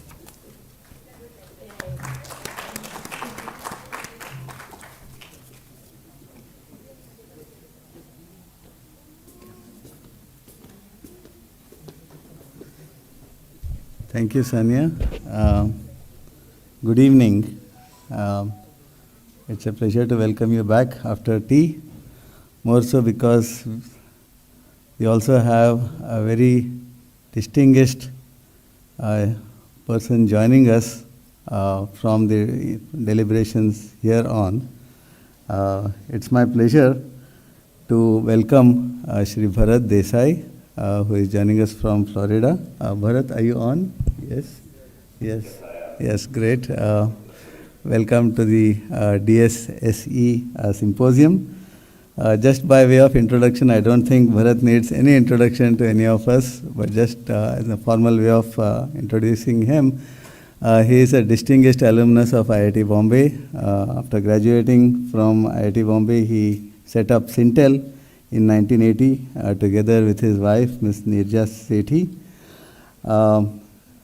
I think there is a lot of accolades and accomplishments that Bharat has, which I guess you will be able to access it online. I would just not spend much time on that, except say that philanthropy and giving back have been extremely important to both Bharat and Nirja, and giving back especially to the alma mater. To that end, Bharat has helped set up the Dsse City School of Entrepreneurship, Dsse, at the IIT Bombay campus. He has also set up multiple women's scholarships as well as helped refurbish the IIT Bombay Gymkhana. So with that very brief introduction, of course, the context by which Bharat is driven is his innate belief and continued support over the past several years that innovation plays a very key role in both creating jobs as well as creating future leaders and feeding into the pipeline of innovations. So with that brief introduction to Bharat, I would like to again extend a very warm welcome, Bharat, to you, to this Dsse Symposium. I'd like to move on and just speak a little about the innovation and entrepreneurship ecosystem at IIT Bombay. As Professor Chaudhary said, the pillars that we have at IIT Bombay in terms of the sign, which is one of the oldest. It's been in existence at IIT Bombay since 2005. And then, of course, we have the Dsse City School of Entrepreneurship, established in 2014, exactly this day, 9 years ago, when we had the Chairman Board of Governors, Dr. Anil Kakodkar, sign the order and initiate the establishment of the then called Dsse City Center, which is now the Dsse City School of Entrepreneurship. In addition, of course, we also have the research park, which has been operational for the last 7 years from various academic spaces. It has it basically provides an ambience or space for commercial R&D establishments to co-locate their R&D labs, design centers on the campus of IIT Bombay. The proximity essentially engages or develops a very close engagement with the intellectual capital on campus. And so the research park, when it brings in companies, they not only do their R&D, but in addition, they also have their seed planting ideas, futuristic research, blue sky exploratory research, which they basically can collaborate with IIT Bombay in addition to their traditional R&D needs that they need to collaborate with IIT Bombay. So it's been a very vibrant ecosystem over the last 6 years at the research park as well, the sign. And then Professor Chaudhary talked about the Translational Research Academy, which currently is, I would use the phrase, rescuing potential PhD ideas from the archived graves that they currently are in. If you look at some of the PhD thesis, the master's thesis, the innovations coming out of those, they are typically at a TRL level of 2 or 3, but they need to be nurtured, they need to be matured to a TRL level of about 8 or 9 before they can be incubated through SIGN. And the institute is very strongly considering the establishment through, of course, alumni support as well as governmental support, establishing the Translational Research Center at IIT Bombay that will basically look at all of these bright ideas. In fact, very recently the Dean R&D's office brought out a very nice compendium of innovations called the IBIS, the innovations, IIT Bombay Innovations for Society, which basically showcases about 100 such innovations that have potential to make societal impact. So like this, there are several other ideas that currently are being archived and they don't see the light of the day. We would certainly like to bring them out and provide them an ambience where they can be nurtured to higher TRL levels and then be incubated through a technology business incubator. So given this kind of an ambience, I think the setting up of the Dsse City School of Entrepreneurship has essentially contributed a lot to the vibrant ecosystem of innovation and entrepreneurship. Currently, what started in 2014 as perhaps a group of about 100 students, now every year they have a fairly large group of students who are interested in the entrepreneurship activity as such. They want to get exposed to the different steps in entrepreneurship. There is a minors program that is currently being offered by the Dsse.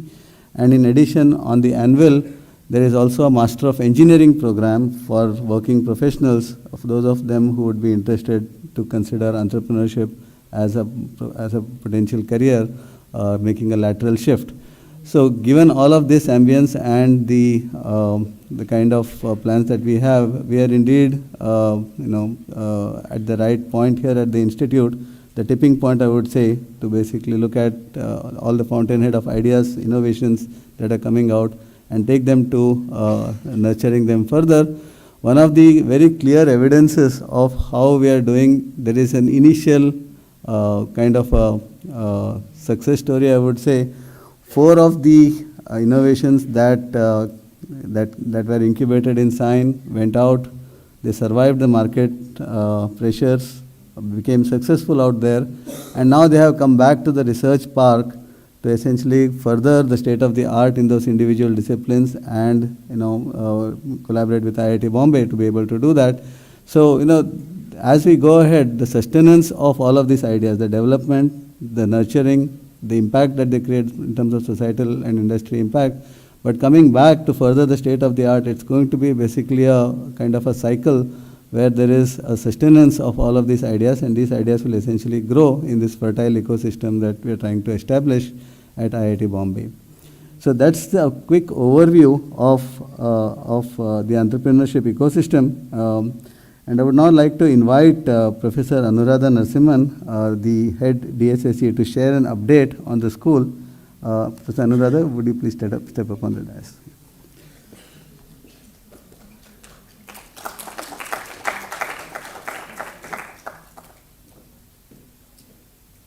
This is what they call a commercial break. I definitely will get, I hope, 5-7 minutes to talk to you about what the Dsse City School of Entrepreneurship has been doing over the last year. And I promise I'll skip a few slides, so we'll keep it as much as the plug as I want to do. Most of the plug is here, which is the students and the entrepreneurs that we have had over the last 8 years. I'll share some numbers with you. We can move to my deck. Yeah. Thank you. So the first part that I would like to talk to you about is the role that the Dsse City School of Entrepreneurship plays. We believe that the role we play is that of educating and running a pre-incubation program. We run 2 pre-incubation programs, and I'll share some numbers with you as we go forward. Our intake, students come to us from the ECEL and a lot of activities that the ECEL does. Students, faculty, staff also come to us from having done technical projects at the ITC, which is our Institute Technical Council. The catchment that we haven't done justice to, and I heard a couple of speakers here today say, is the alumni. We find that people who have worked for 3 years or 4 years are ready to be job creators and not job seekers. They probably have kind of taken care of their obligations and are willing to take the plunge and become entrepreneurs. So that's the role we play. We would love to be a significantly better funnel into SIGN, which is IIT Bombay's incubator. We find that some of our teams, those of them who are not into big technology entrepreneurship, find it easier to go raise money even without going into an incubator. We run 6 courses. I must tell you that they are wonderfully popular. So here is our numbers. If this was a measure of entrepreneurial thinking, we've gone from about 100, 150 students a year to about 1,050 in 2022. Our registrations are capped. Thank you. Our registrations are capped. We would like, this is an open appeal to all the faculty here right now. Please come and offer courses with us, because we are turning away about 300-400 students, if not more, every year, because we don't have the faculty to take those courses. This year we started a core program for undergraduate first-year students. It's an incredible pleasure. I have a 200-student class in, it's called ENT 101, Introduction to Innovation and Entrepreneurship. And they are most enthusiastic people that I have taught. I've had to actually tell some students, hey, don't go ahead of me, give me the chance to speak and then ask me a question. I think some of them are still in good 12th standard quota mode, which is nice, and we haven't corrupted them yet. So first year students also go through entrepreneurship courses starting 2022. We have a proof of concept lab, and we'll do better justice to it when we show you our future. But here students come and tinker. They come and do very early stage work. It's a creativity come POC lab, like a proof of concept. I wouldn't even call it a very high order prototyping lab, for which IIT Bombay has many other facilities. The pre-incubation program called Ideas, we started this in 2018, and glad to know that about 700 students have gone beyond courses and have also been part of a more engaged one-on-one mentoring program. It provides mentoring, it provides access to networks, we give mini grants, and the most important thing that we do is make entrepreneurs believe that they can do it, which is what we try to do. I'm not going to say that we do it wonderfully. We've had about close to 200 teams in this program, and 22 startups have been created. Dsse City School of Entrepreneurship has spawned about 60 startups, and I carefully write that startups of DSSE students, which means they are students who've been with us. I don't want to take credit for what they have done. Hopefully we have influenced them in some way or the other. It's there out as a big board, and I'll show you the numbers here also. So in this pre-incubation program, however, we literally hold hands. Somebody here was asking, we hold their hands, we provide them networks, we provide them every contact. I think Devdeep has taken people to meet banking connects and so on and so forth. So that is a more intense and intimate mentoring program. This is the slide I wanted to show you, and would definitely like a round of applause for this slide, where there are about 60 startups that students from DSSE have gone on to create. And I wish we were better at databasing, and maybe I'll request some students to start a startup in that area. I wish I could track them and tell you how much money have they raised, how many people do they employ. Currently don't have that, but I'm sure it's something which is well worthy, and will probably next year show you some of those numbers. So these are the startups we have had over the last 8 years. This is our future. Bharat Dsse has very generously contributed to our new building. We just did a groundbreaking on it early December. We're about 24 months from having it up. This is 65,000 square feet and will house not just the school with its classrooms and audiovisual and so on, but there are 4 floors worth of laboratories which are here, which are contributed by a combination of Dsse and the Makers Lab. We have a little video that we want to show you, but after we have asked Bharat and Professor Ravi to unveil the new building. So this is our future. Very proud of how this can actually become the innovation and entrepreneurship hub at IIT Bombay. I love the location. I was a student here at IIT. This is right next to the library. I don't think I went to the library much when I was here, but it's one of those places which is very central. It's close to the academic area. It's wonderfully close to the residential, the hostel kind of space, and we hope that it will become a buzzing hub as we build it and go forward. This is the help, or this is our programs, and this is our future. So like I said, we need faculty. That's the first column that you see. We need resources. The second is programs. I think Professor Goody already mentioned that we will launch MEng, which will be a online semi-sync, semi-async course, and hopefully that will be up by August of this year. We are really looking forward to do research in entrepreneurship. It is a big gap. There are very few academic schools or institutes that are even doing entrepreneurship. So the history of entrepreneurship research in India is probably 4 or 5 years old. And it's one of those places, when you try to do an economics PhD and you think of a topic and, it's been done 100 years back, this one's not been done. So it's like a wonderful place for researchers to come and belong in. The other one I wanted to point out is the facilities of our future, which is the new building. We'll talk about it in a little more detail, but I first want Professor Goody back to speak to Bharat about why his interest in entrepreneurship and the new building itself. Thank you.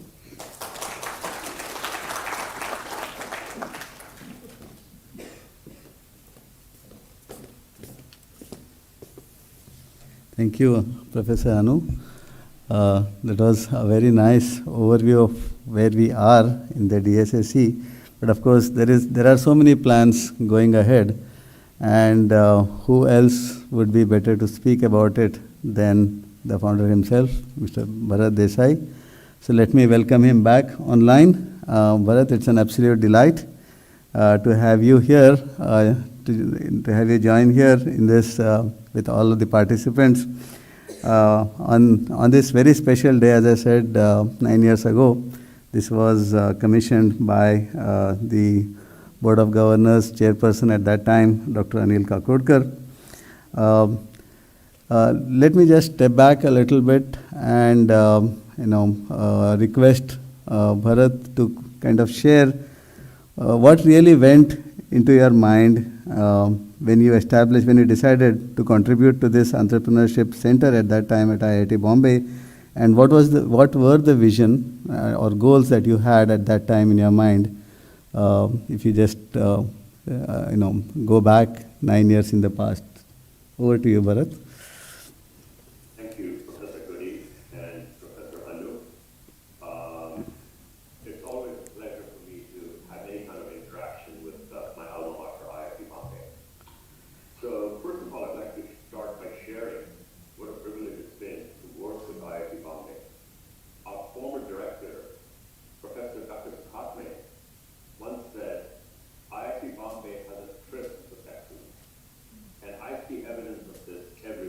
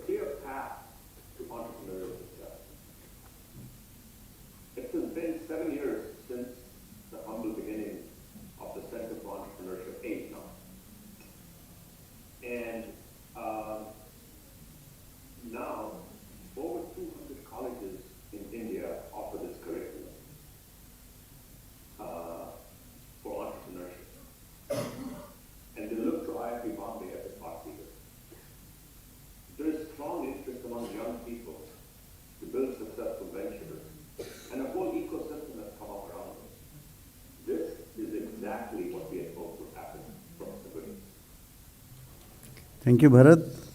I would just like to, I know that you joined a little later in the program, but we had the privilege of Professor Merrick Gertler from the University of Toronto as the chief guest.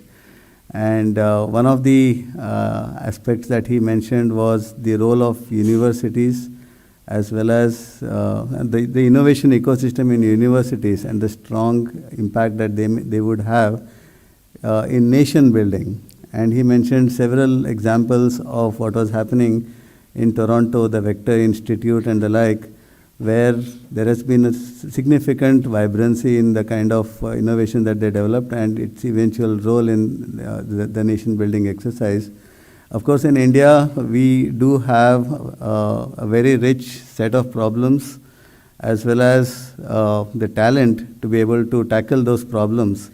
So as you develop solutions to be able to tackle those problems, there are ample opportunities to make that technology rugged and be able to have significant societal impact, industry impact, both nationally and globally. But what I would like to ask you is to share your thoughts about what role that the university or the innovation and research ecosystem at any university, what role would that play in looking at creating that societal impact, the industry impact, and towards nation building? I couldn't agree more with Dr. Merrick. You know, while we've made a good beginning, there are many things we can do, I believe, to strengthen the entrepreneurial activity at IIT Bombay. I believe focusing on deep tech capabilities in fields like artificial intelligence and machine learning, cybersecurity, and biotech would be critical. This will create a fertile ground for launching the next generation of companies. I believe we also need role models who are successful entrepreneurs from our midst who came out of IIT Bombay and from the School of Entrepreneurship, individuals that everyone can look up to and want to emulate. It's critical, I believe, to nurture cross-disciplinary collaboration and experimentation. This is where the best ideas will spring forward. Innovative entrepreneurial ways to create scalability and capacity also are critical so we can support these entrepreneurs. And we have to continue to build this ecosystem of investors, mentors, venture capitalists, fundamental research, and business support services. And this symbiotic, and I'd also like to mention a critical symbiotic internship model for capacity creation and learning, both of which can be scaled for startup companies. So I think IIT Bombay is in a great position to be able to take entrepreneurship in India to a new level. And I'd like to reiterate the words of Dr. Kaporkar from 9 years ago when he said, IIT Bombay should be to India what Stanford has been to the US as far as entrepreneurship is concerned. Great. I think great that you are able to recall that. It's really indeed a very nice quote, and I think we need to record that somewhere in the, if it's not already there, in the portals of the DSSE. Moving forward, Bharat, it is now my pleasure to talk to you about the future plans of the Dsse City School of Entrepreneurship. Professor Anuradha already spoke to all of us about what are the next plans, but I must acknowledge that through a very generous contribution again from you, Bharat, we have started the construction work of the new building for the DSSE just across the library next to the main building. And this is basically going to bring together not only the activities related to the DSSE as it grows, but also will house the maker space in there.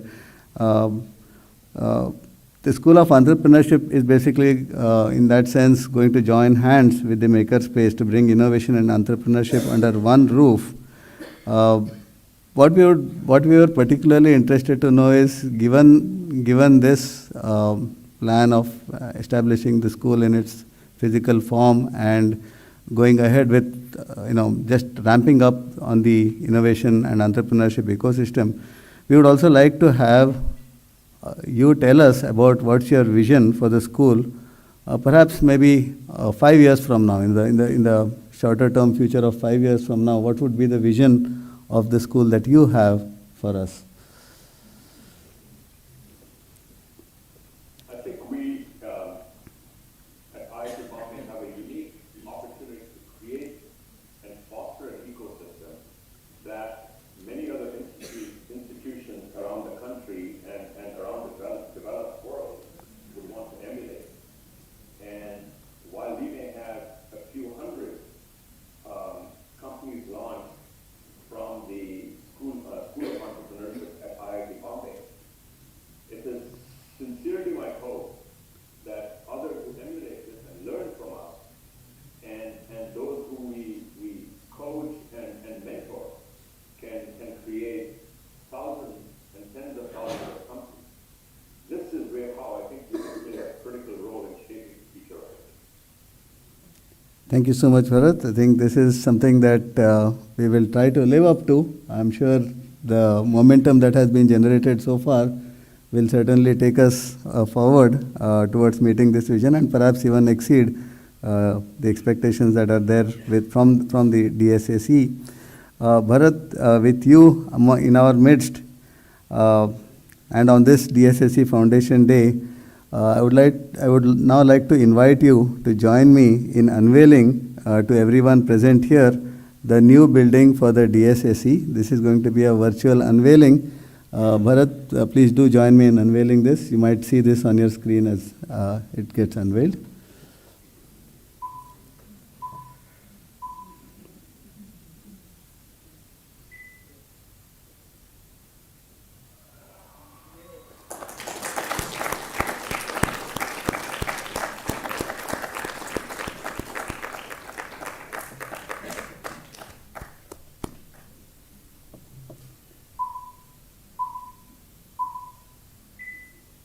Thank you, Bharat.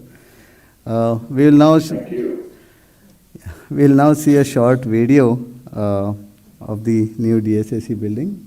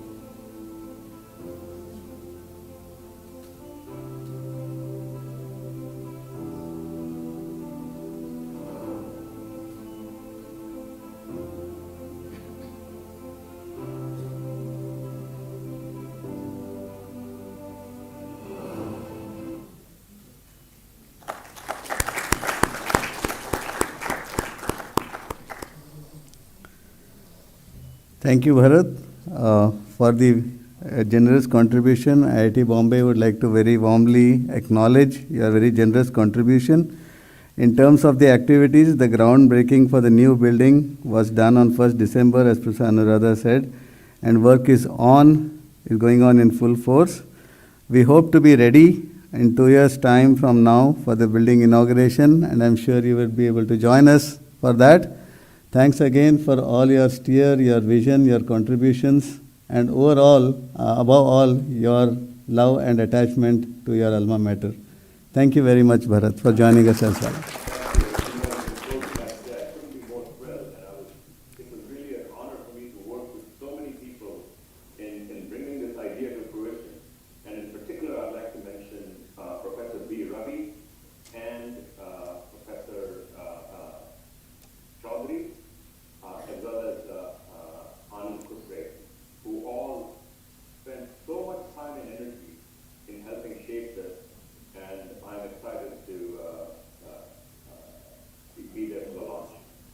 Thank you. Thank you very much.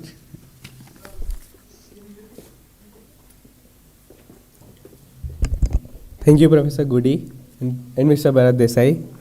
Now I'd like to introduce and invite Professor Vinay Dabolkar, who is currently an adjunct faculty at IIT Bombay and a consultant. He'll take us through what the new DSCC building looks like and from the inside.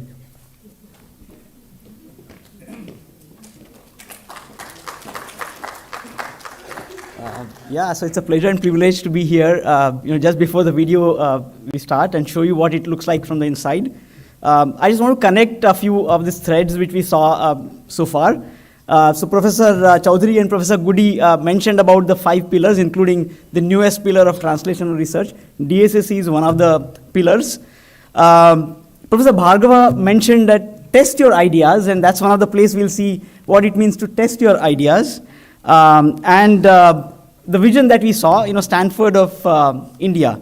Now, one of the things which Professor Gertler mentioned was he showed us a picture which was this building in Toronto, and he mentioned that to be Schwartz Reisman Innovation Labs, the Innovation Center. And we would like this to be, our equivalent of that, where we could showcase. But I just want to mention one incident 6 years back, which, I was co-teaching this with Professor Kusre when I came first time. And I mentioned to students that, look, this is where we're going to do prototyping. And we're going to take these prototypes and test them with some people. And they all looked puzzled. And they asked, why this Godagiri? Can't we just solve some, solve problems, do assignments, and, get done with it? It was there's so much of reluctance that, next year I had to take them to the Tinkerer's lab. But now if you look at this brochure, you will see Professor Kumresan, and our POC lab has come a long way in encouraging and sort of getting your hands dirty is no longer such a low-level work. Yeah. So that's what. So just to put what Professor B. Ravi mentioned to me sometime back, that this is a place where everything from top to bottom can happen, which is design, prototyping, co-working spaces, and manufacturing and test. So guys, let's take a look as to how it looks from the inside. Thank you very much, and hope you come and enjoy when it's come up. Yeah, all the best.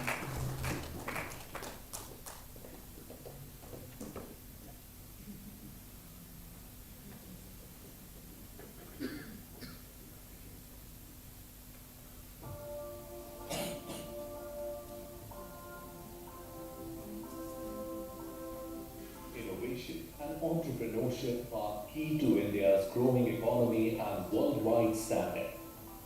IIT Bombay has been the leader in technology, teaching, research, entrepreneurship and more since 1958. Since 2014, the Dsse School of Entrepreneurship has helped thousands of students and is taking yet another step forward. Presenting the new DSSE building, a dedicated innovation and entrepreneurship hub for aspiring tech entrepreneurs like you. What's in store? a highly equipped modern hub, a place to fuel entrepreneurial spirit, a bustling world of craftsmanship, technology, and innovation, and much more under one roof. Sounds exciting, right? Let's take this excitement a notch higher and take a virtual tour of the new DSSE building. Uniquely designed for student teams. For those who love racing and cars, this lab is just right. Passionate mobility enthusiasts, this AUV lab is just what you needed. Moving towards a sustainable future, this Zero Energy Lab has got students covered. Not one, but 6 do-it-yourself factories. Dream an idea and create a model here. This floor is a haven for engineers who love to explore their creativity. These labs are set to fuel creativity and give wings to talent. And just when you thought you couldn't have more labs, a floor dedicated to labs for students' specialist interests.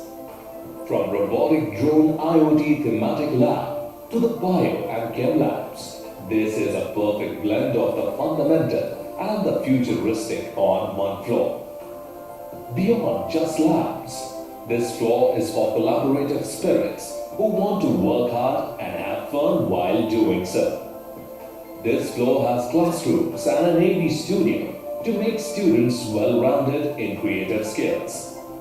To build practical skills, we have metal manufacturing, glass and plastic manufacturing, and testing units. The new DSSE building with Makers Space Labs is getting set to bring alive the invent philosophy of IIT Bombay. Come, build the future with us.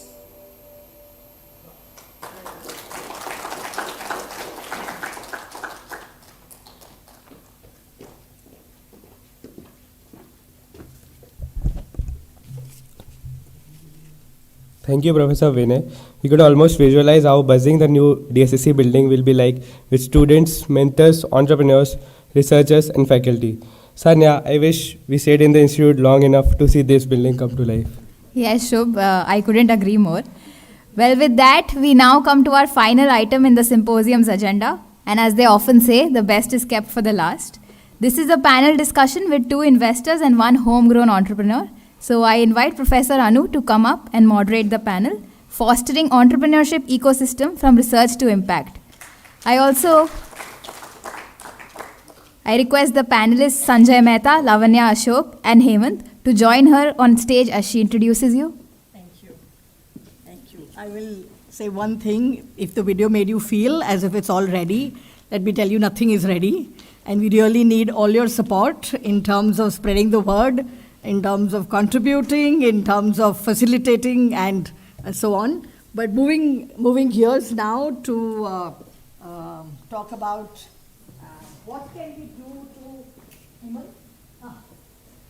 what can we do to build a better ecosystem.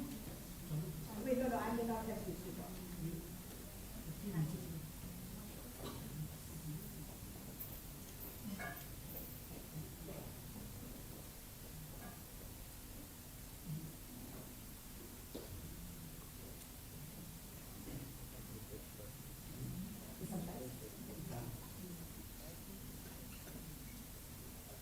I'll just not waste time by doing this here. So we have 3 panelists. I'm going to introduce Sanjay first. Sanjay Mehta. He's the founder and partner at 100x VC.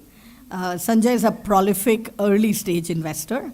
So those of you who are students here and faculty who want to build a company, Sanjay is perhaps the go-to person.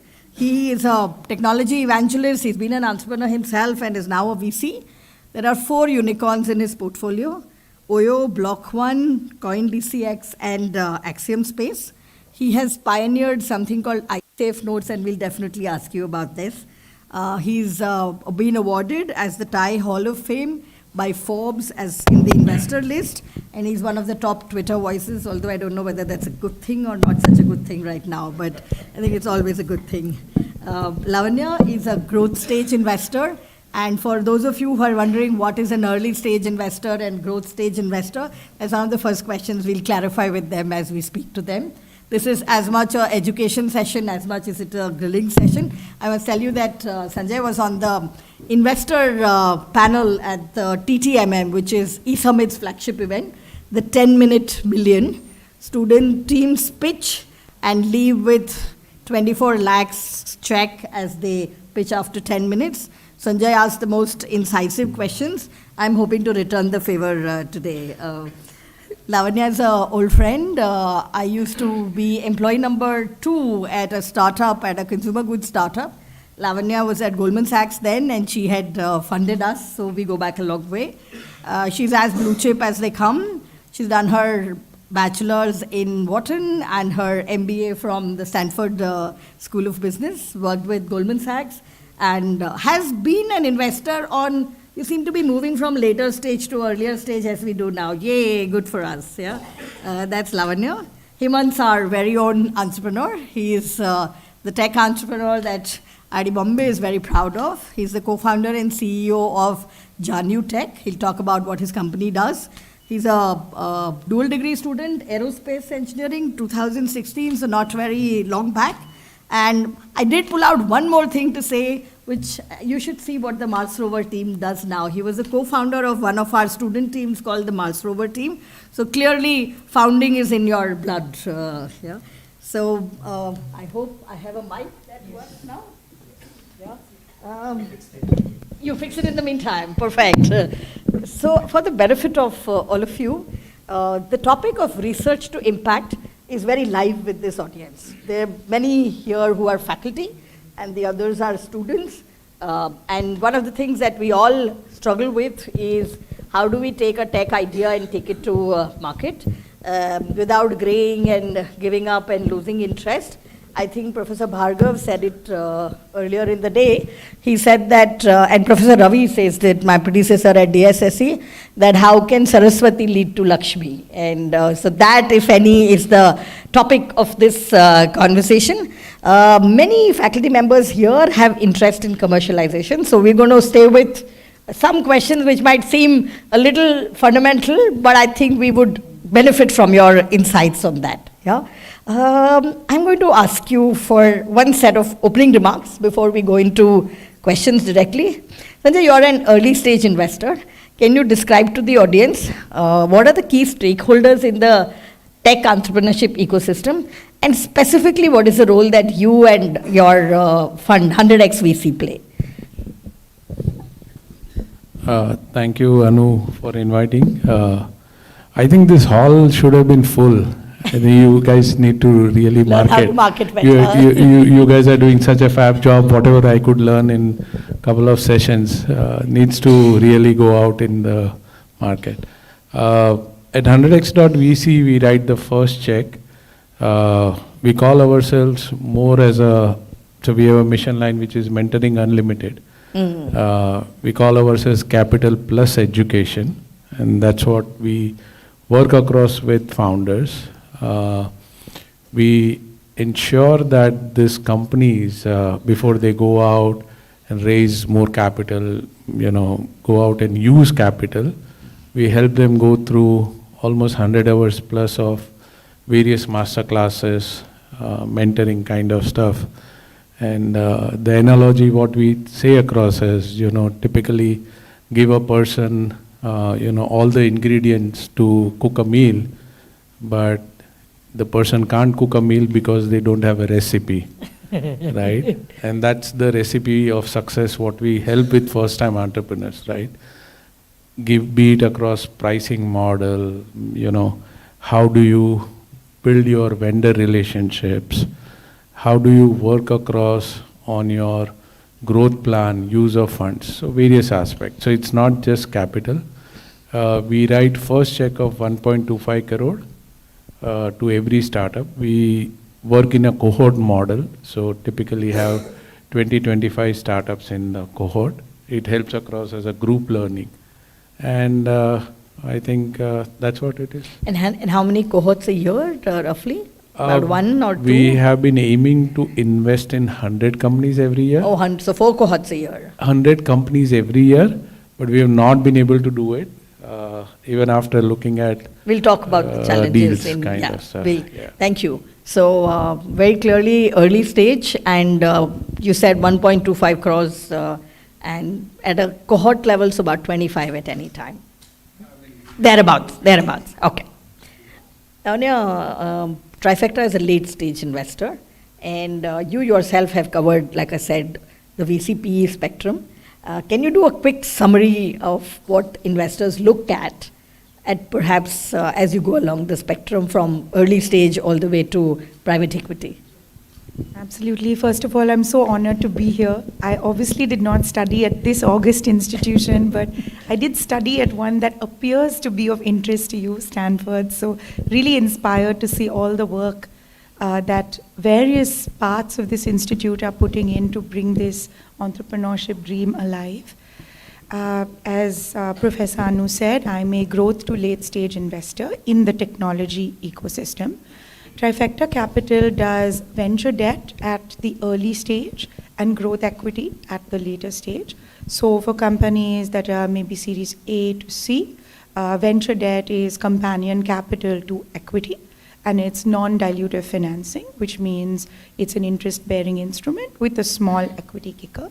And then more classic growth equity comes in series C onwards, which is where my day job lies.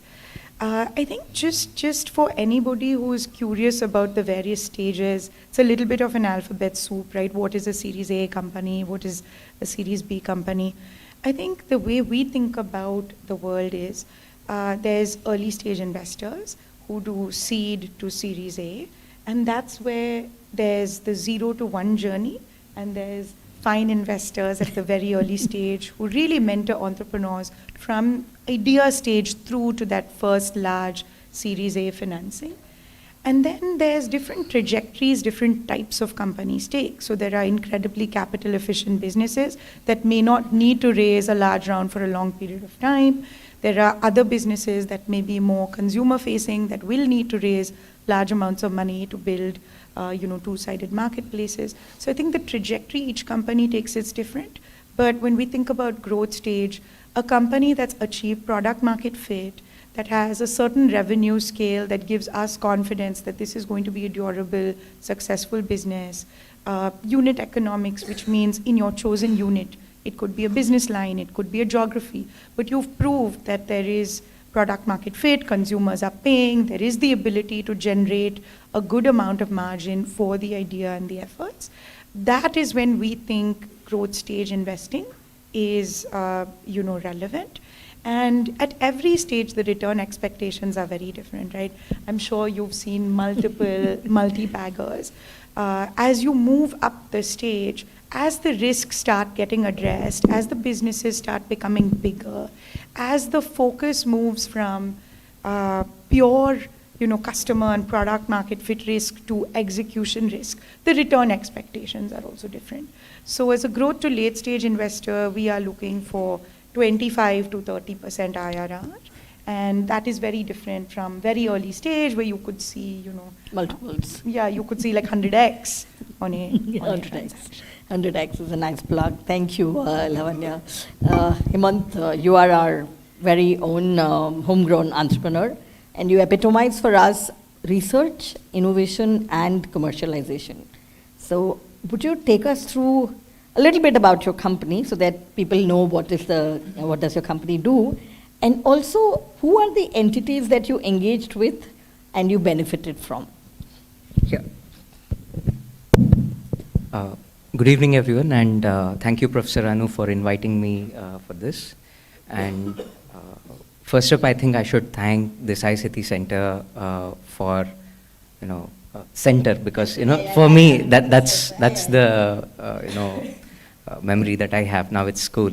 So I was one of the first students to have completed probably 30 credits in the center, now the school.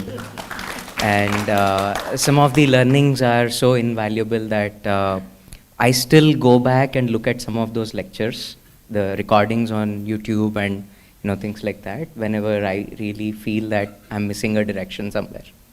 So that is that.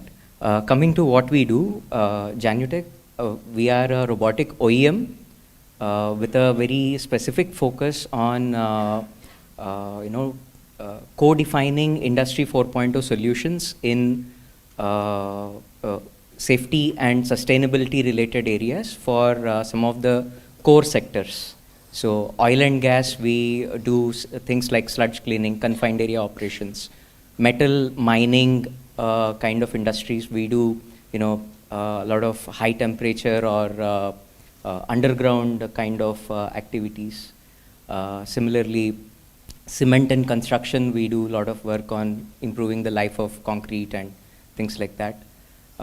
All this by, the focus is either we are addressing a concern of safety, that ideally a human being should not be working there, but we are putting the person to risk, or with a human in the loop, we are creating, and directly in the loop, when I say in the loop, directly in the loop, we are creating a certain quality inconsistency or a productivity inconsistency. So that we address by keeping the person in a remote loop, not in the direct loop, but in a remote loop. This is what we do, and essentially we are defining what is Industry 4.0 for most of these companies like Tata Steel, Tata Power, Jindals, or Hindalco, or Ultratex, and core sectors. And also defense. So though we started out with defense, and in fact I had pitched so many times that defense is such a massive opportunity and this and that, but there had been, of course that wisdom comes out. They had told that defense is probably a wrong thing to start with. Yeah, we just got some good orders from defense, but nevertheless it's not that meteoric rise in defense yet. So coming to what kind of support we had, I should say, when you say hand-holding, I think it is something more than hand-holding what we had, right? Our first office was in Dsse City Center's old building, the PB building what we have, so it was actually the faculty room, which we converted it into an office space. And Professor Raj Jaswa, it was actually space for this kind of visiting faculty. We would occupy that space, and he had to go to Monash building and sit there. Things like that. For a brief duration with sign. The other pillars, so for us, the two major pillars are, one is Dsse City Center and the other is National Center of Excellence for Technology in Internal Security, NCITIS. So these are the two pillars for us, the foundation pillars, or where we could start off. And with respect to other this thing, definitely the initial grant fund, what we could avail from NCITIS as well as the Dsse City Center, that made a big difference. And the kind of, truth be told, business was never a topic in my home. I come from a very, very orthodox kind of a house where we very rarely talk money, right? Especially not with the kids. So for me, unless probably this kind of a environment was there, and to also mention some of my faculty in aerospace department, Professor Chevre, who used to always ask me, have you abhi tak khola hai ki nahi bank account? Otherwise he wouldn't let me into his room. So if this environment and this ecosystem was not there, probably I would never have even thought of going into this direction. So I think that makes a big difference, being in campus, and that makes that difference. And then the kind of mentors that I had all along, my co-founder MD is probably Professor Devdeep Sage, Mr. Abhimanyu Raja. And now in our team we have people who are almost 30 years experience into industry to people who are just out of college. We have length and breadth. So this mentorship comes really, really critical. I still remember the conversation or the prep what we had, the day before we had a meeting with Director General Anti-Terrorist Squad. and Professor Devdeep was our DG, the preparatory DG. So the first question itself was out of the pavilion for us. He simply threw us out. We asked him very clearly that, sir, you are no more a professor. Now you have to shell out money. Now you ask us a question. Yeah. So I think that gave us a real sense of what it is. And I think apart from that, there are a lot of other, when you say ecosystem, things like CGT MSc schemes, which I'm not sure many people are aware of. We were very fortunate to have availed that scheme. So that also makes a big difference, that you have a banker with you. That makes a difference. So I think overall the Startup India scheme definitely has created certain impact, and it is definitely bound to create a lot more. I want to ask a follow-up to you, Sanjay, which is, from your point of view, the government schemes are detractor, or the government do they hold people back by giving them grants and not dunking them into the deep end, or do you think they are the right ways to support technology entrepreneurship, which need a longer gestation period? I mean, more money coming to entrepreneurship, more the good. merrier. I mean, better than the NPAs in the world. And other than the government, what are the enablers to tech entrepreneurship that you think are available to academics, students, researchers, for them to go out and create startups? Quite a lot of them. I mean, you've seen the new TV show which is going on, and it has crossed the fancy of an IPL viewership. Absolutely. That's amazing. Absolutely. This is just in case someone's been living under a rock. He's talking about Shark Tank. It has viewership which is like IPL. Go on. Sorry. So I think people love ideas and seeing across what innovation is happening. We have a leader who is talking about startup and entrepreneurship. Nowhere in the world we've seen a world leader speaking. I mean, so there are, India is a shining example. Today, a lot of the guys want to invest in India. We are insulated from all those winter talks. So I think all things are in place in terms of, it's just that the attitude of becoming an entrepreneur or going out and saying that let me solve a problem and build a startup, that has to be there. And I think it's happening, the way we are growing across. What I used to invest in 2010 and what I invest now, it's totally different. So I think Step it's jump, compounding. quantum jump. I mean, look at the way, I mean, you were there at TTM. Yes. Look at the kind of, first time I saw across before, I don't know, you were on the first or second day, but then the second day there was a female actress and people booted her out, right? That was a trolling which was happening across, and they wanted startup guys to talk to. I mean, typically we have seen in India, let's say Salman Khan birthday is there and Mr. Tata birthday is there on the same week, and you see how people throng outside Salman Khan and not outside Mr. Tata. So things are changing. India is changing. So I think a lot of opportunities for people to create everything from scratch. Even you don't need a big background to, and we have seen ourselves funding across all the startups from tier 2, tier 3 cities, and they've been doing phenomenally well. Awesome. Lavanya, they say that tech entrepreneurship goes through the roof when the country, the nation state gets more involved. And they say this in the context of definitely the United States and also China. What Sanjay was talking about is very positive for us at this point of time. Do you think we have chances of being the next nation state which will spawn tech entrepreneurship? Yeah, and I think, Professor Anu, we already in many cases are.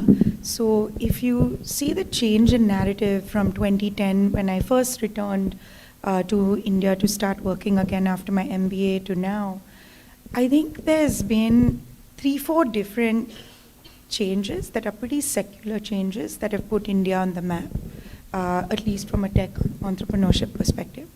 One is just sheer rank, right? We're the number 3 VC ecosystem and technology entrepreneurship ecosystem in the world.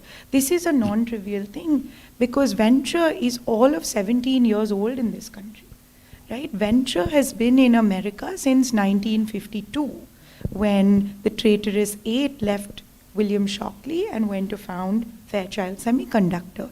So if you think about the relative age of this ecosystem and its relative success, I think we have a lot to be proud of. But we're also young, we're a teenager as an ecosystem, and there will be growing pains. And I think what you saw in the US in the late 1970s and early 80s, where there was a lot of money chasing a few good ideas, valuations were getting bid up quickly, everybody seemed to be getting funded, diligence, timelines had shortened crazily. You saw a lot of that last year in this economy. That's true. Right? But you also now have like 84,000 startups, if the government website is accurate, right? Which is a staggering number.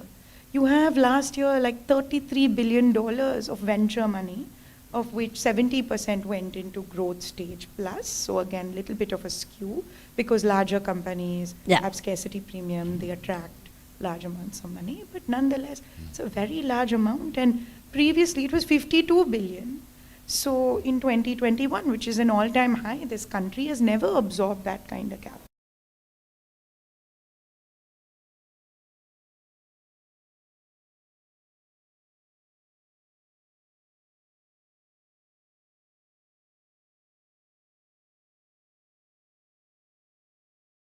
Certain things like the India stack have all continued seamlessly through regimes, right?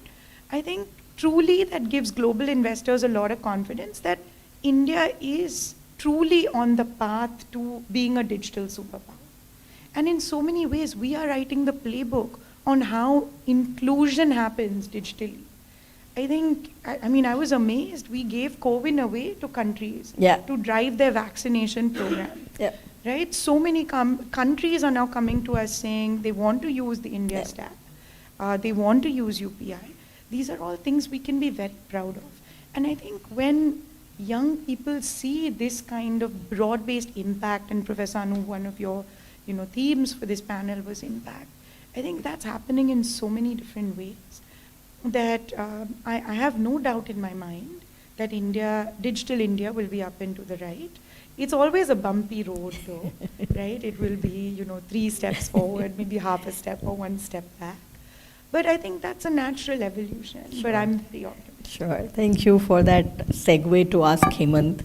What was the bumps and the challenges that you faced along your way to get to turn you to where you are today? I think there are many, and it has been rightly pointed, that's the nature of the road. So, Tell us a little so we know whether you want to take that plunge or not.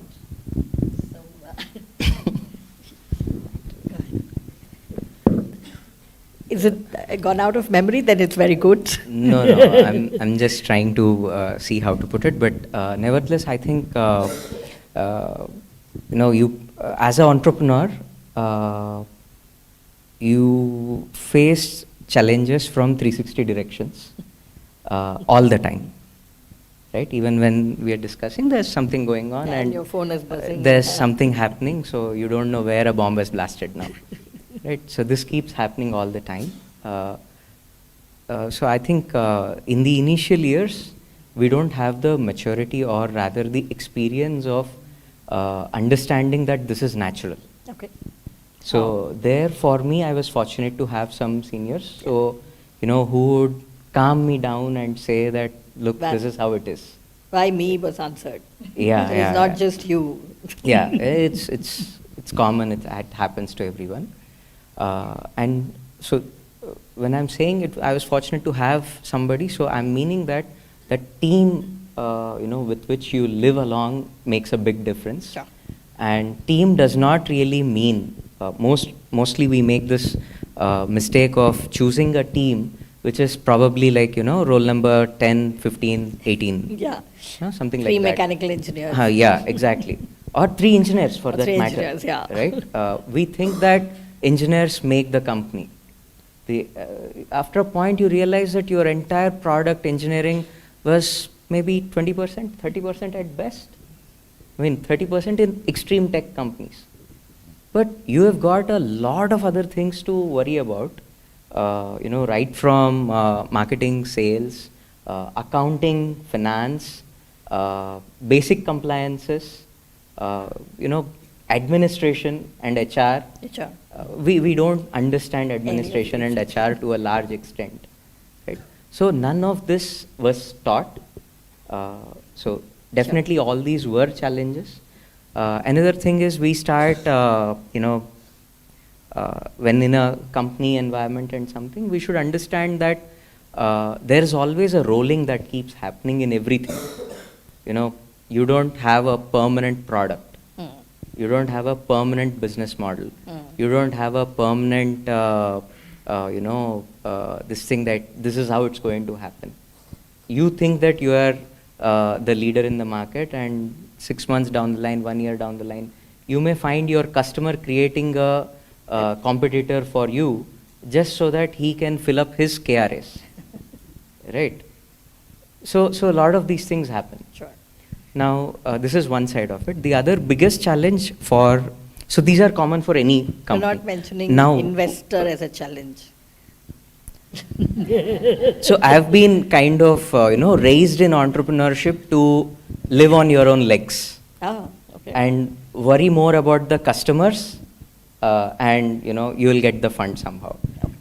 If you are in dearth of fund, go beg the customer to give you another order and pay you in advance, or you say, okay Baba, leave that last 2% and just give me the balance money.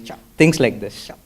So, and yes, investors are very important. I'm not saying that, anything of that sort, but at the same time, I think customer money is more important. Even investors are putting in money with this confidence that we'll be able to go and get money from the customer, right?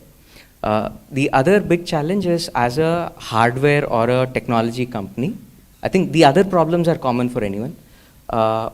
In terms of hardware, you need an experienced team to build a hardware. You can build a prototype or POCs with young teams and all, but when you talk about industry, delivering to industry, then delivering to consumer market is slightly different, and delivering to industry is completely different. You have to support the guy for next 10 years. You can't just sell and forget something in industry. So that comes with lot of headaches, or rather its own set of certifications and this and that, and so that will be there. That is one challenge, to have an experienced team at the price value that you are able to afford, right? That's a big challenge. Number 2, convincing the client, or rather, okay, even if you manage to build the product, or you are confident that you can build, convincing the customer that you can build that product and he should give you an order against it and not ask no cost, no commitment demos. All the large companies, Who have the money. they have the money, but they have this, the purchaser, though the user may be very good and the top guy, everything is good, but the purchase department works in a complete different way, right? So it's a typical sabji mandi negotiation that could happen there. I have a big problem with this attitude, one thinking small bootstrap, customer ka paise se banayenge. That's not how Googles of the world were built, right? I mean, the thing has to be large enough, right? He's talking about purchase order. Buy people, focus on your core competency, raise capital. Keeping that 100% pie is no value, right? Look at HDFC, for example. The owners of them, Mr. Parekh, owns a piddly, 2.5 out of that $250 billion value what has been created. I mean, everything works on capital. If you don't raise capital, nothing is going to move. Nothing. You will just remain small, happy owner, living that business. You can't bring impact to the world. The first thing even in the first pitch, the Google founders were thinking about saying that we will have 1 billion kind of revenue, forget about valuation. They were looking to, they never said we will organize US information. They said world information. Everything is large enough. Everything is big. And what makes some people, my next question for you would have been, what do you wish investors were more like? You started answering even without my asking the question. But it's not about investors like, it's about you guys are creating this entrepreneurs, right? How do you instill that big thinking, the exponential thinking? How do you make it, saying that accelerate fast?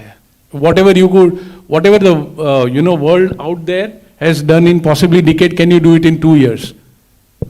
Okay. And those are the things which capital only can make it happen. Every business which has been large enough has raised capital. Forget about VC, bank, whatever it is. Capital is the key to growth. Unless you think growth, nothing is going to work out. Yeah. Go ahead. No, you first. So I think the right amount of capital is needed at the right time. So I always look at it like this, that you solve all the other problems, and there comes this point where, yes, it's just the capital, you pump in that cash and the problem is solved. You bring it to that point, take that money, solve that problem. But just because you have the capital, you don't solve, or all the other issues are not solved, in my opinion. So I think there's always that balance. Yeah, so I think not all businesses are equal and not all problems are equal. And I think it's very important to take the type of capital you need for the type of business you want to build, right? If you're doing something in deep tech, where it may take a long time before you hit on something that you want to commercialize, I'd say non-dilutive capital is fantastic. Like if you're getting a grant from the government or from IIT to take your idea from point A to a point where you now think it's a good time to go and raise a bunch of money, I think you should do that. Because I think what is most important is that the founder always directs what it is the business should do. And capital should follow, right? Capital should follow the needs of the business. Because if you just raise a bunch of money because you can and it's available, then you're also stuck with that ticking, right? It's like there's a meter ticking. So there have been founders who've come to me for money, but I think this is more of a lifestyle business. It's nicely cash generative, but it's not going to scale exponentially. But the founder's happy solving this problem, right? She or he is saying, this is a problem that spoke to me and I want to solve it. But whether you should scale it or not, whether you should raise a lot of money or not, I think is a function of what that business can be when it grows up. What is that archetype at scale? Because I think sometimes if you saddle what should be a small, beautiful, profitable business with a lot of money, it may just die because you pump in all this money trying to grow artificially, but then the market isn't ready. Or sometimes you raised a lot of money for an idea, it didn't work. And so you have to find product market fit. There's a classic example. Friends of mine just raised their Series A at Beacon Stack, an Accel funded company, 14 years after they started.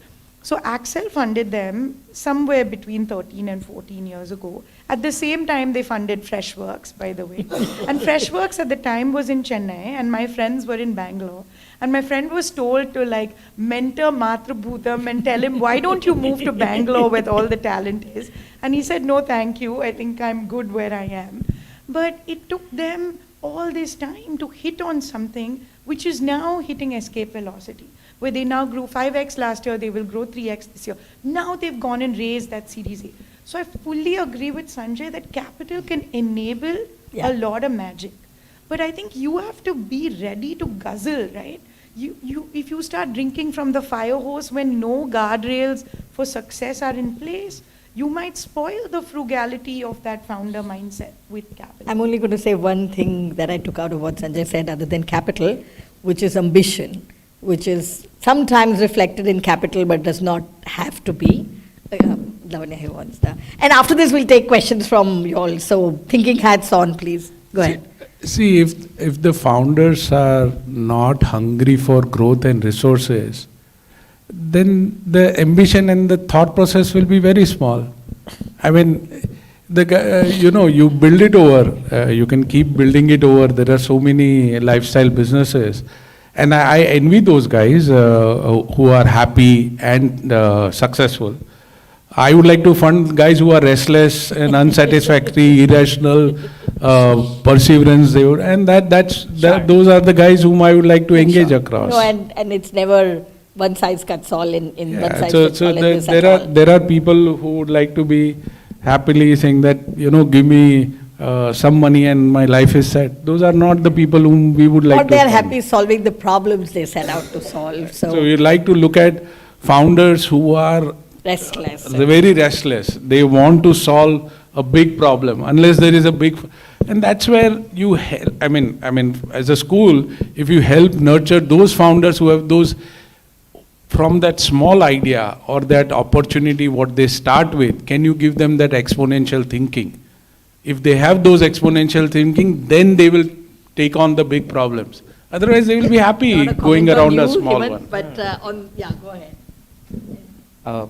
I just wanted to kind of, add at this point. Probably it makes sense or it doesn't.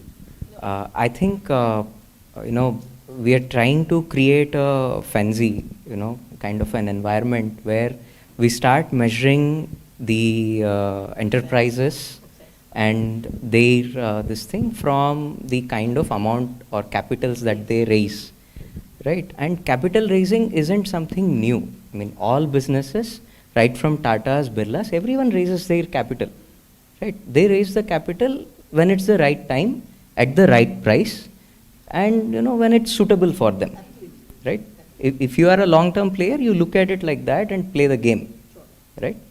And that doesn't mean that Tatas and Birlas have smaller dreams. They do raise the money, right? But this should not become, capital raising should not become the objective of starting an enterprise. By doing that, you are committing a suicide, right? An entrepreneur has to first, from a student or from whatever engineer, professional he is, he needs to first get into being an entrepreneur. You dump money on him day zero, you bury his hunger. He is no more innovative. Because when you don't have something, is when your belly, it starts hitting your brain and it makes you think that, okay, I don't have the money. Okay, chalo, ye darwaza band kar do. What else can I do? How else can I think? So that's when you start building relations, be it with vendors, be it with clients, channel partners. You create channel partners abroad who will work for you for free without having to, spend the money. I'm going to take a question now. I'll take yours. I'm just hoping some student has a question. I will come to you for sure. Any student who has a question, we'll take yours, and by that time, maybe ex-student. A mic, please. If it's open to all, let us know. If it's for a specific person, let us know. No, ye le lo. No, Hello. now it is. Sorry. So very interesting conversation. Actually, the last part from Sanjay and entire panelists. So 2 examples. Zerodha has not raised capital, and Zoho has not raised capital. So should we start companies with alphabet Z? I think that will take as a comment and not a question, but No, thank but you this for is, that. but I mean, so they have been successful. So I don't know. Sure. I mean, No, what would so the I'll answer to definitely- the what would be the answer? So, yeah, that's also true. So, It's like, Steve Jobs and Elon Musk. Elon Musk, one founder having 5 companies. People come and pitch, I've got 5 ideas. Can you fund 5? I say, no, you have to be committed to 1. Say, Elon Musk to 5 karta hai. Not Elon Musk. Very similar, Zerodha and Zoho are very few organizations who are built over. If you are cut for that, more than happy on the sidelines, happy to clap for you and root for your success. But not everybody has that tenacity of Zerodha founder or a Zoho founder and the success what it grew across. So happy about it, but on the parallel, the success what capital brings into any idea, any problem statement is just unparalleled. It gives you wings. It gives you opportunity to make failures. It gives you opportunity to come back again with a newer idea, newer pivot. Let me give you one of my portfolio company called Box8. I don't know any one of you have heard. They initially started with a brand called Poncho, which was a Mexican product. Cuisine. Again, IIT Bombay kids, great, funded them. The market was not there. Consumers were not thinking about Mexican food. Right? Ke chalo aaj jaake Mexican khayenge. And this is 2013-14. Not happening. When we invested into it, we were thinking Chipotle, US mein bada IPO ho gaya. Indian food very similar to Mexican food. Cuisine is same. We ended up funding. But the founders had a tenacity. They changed 2 models and finally hit upon Box8. And Box8 was roaringly successful. That was possible because the capital was there. Agar nahi rehta tha, to it would have been a shutdown. Idea is capital helps you make more and more experimentation. Startups is all about experimentation. Plus capital along with mentorship, I think that would be a great. I don't think we are either all, but it's good to have a spectrum to, these 2 people standing here means I have overshot my time like how. So please go ahead. If there was a student question, I would have taken it. Are you a student? Go ahead. Last question and quickly. Yes. So, academia is generating lots of research paper. So there is a theory called practice theory, which emphasizes that the entire entrepreneurship is process of entrepreneuring. So this idea of heroic entrepreneurship is useless. Okay, so where you position entrepreneur and his entire team? So that is my question. Position. I could not understand anything. Sorry. Where do you position? You are going to paraphrase him? No, you can't ask a question. Let's first try and answer this. Basically, the theory says that all the players or entire team play equal role in the process of entrepreneuring. So what do you think that what is the role of entrepreneur as an individual and his team? I don't think that's... You can take it's a research one. Yeah. So I don't... Well done. No, I don't think you are quoting the research on this. I don't think people believe that entrepreneur, which is the founder, is the same as the rest of. So in fact, there's lots of studies that say that the founder is, and his vision is what her vision carries them through. So I'm not even agreeing with what you are... Exactly. I am also belong to some entrepreneur community, Gujarati and Marwadi. But the literature, you can search practice theory. Okay, I'm going to connect you with... is Sankalp Pratap here, and he does research in practice theory. I'll introduce you outside in the tea break right away. And I'm going to say thank you. This has been wonderful. We don't usually... I actually had a line which said cat among the pigeons. I didn't use it, but I think somehow we did. But let me close by saying that genuinely it's to every person his own. And coming from a world where many of our students want to solve problems, and perhaps we also grew up in communities where money was not the easiest of words, like you said, growing up. It will take us some getting there, and we'll definitely come by and learn from you and see how people can be more enthused to build bigger. I think that's what I take away from it. Thank you so much, Sanjay. Thank you, Lavanya. Thank you, Hemant. Let me first give you a token of our appreciation. Deepa,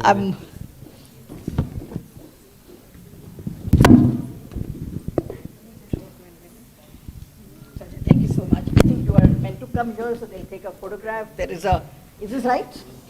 After watching it all day.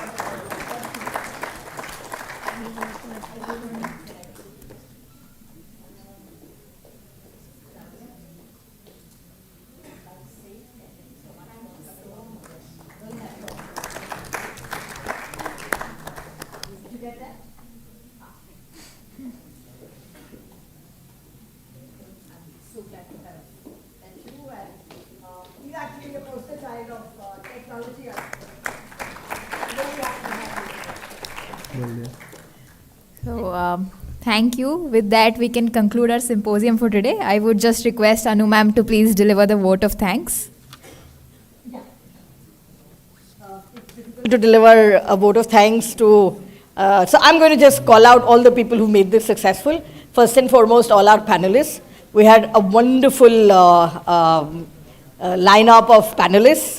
For the panels, the keynote speakers, and everybody here, thank you participants for staying patiently while we overran by now what looks like half an hour. Alumni, faculty, students, entrepreneurs, professionals, all of you have been here in the audience. A special word of thanks to Bharat and Nirja, who have supported the Dsse City School of Entrepreneurship, the director, the deputy director, and the deans who have, in their own way, helped us grow from a center to a school and have big visions of the future for us. The PRO office, the PHO office, CDIP, so all of this is going to be live. It was always live. It's going to be on YouTube, and we are hoping to use some of this in our classes going forward. I would be amiss if I didn't thank the DRF team, Professor Goody's Dean ACR's team. They have worked nights for all kinds of things. While we were here, they are still writing press releases. Everything that you see has been helped create by them. And I'm going to call out one person from my team for all the work that she has done. Alka, can you... So I couldn't have done this without Alka. Thank you so much. And we do have high tea outside. And so conversations, food for thought and food for the body. Let's join you outside. Come. Well done. Sorry, that's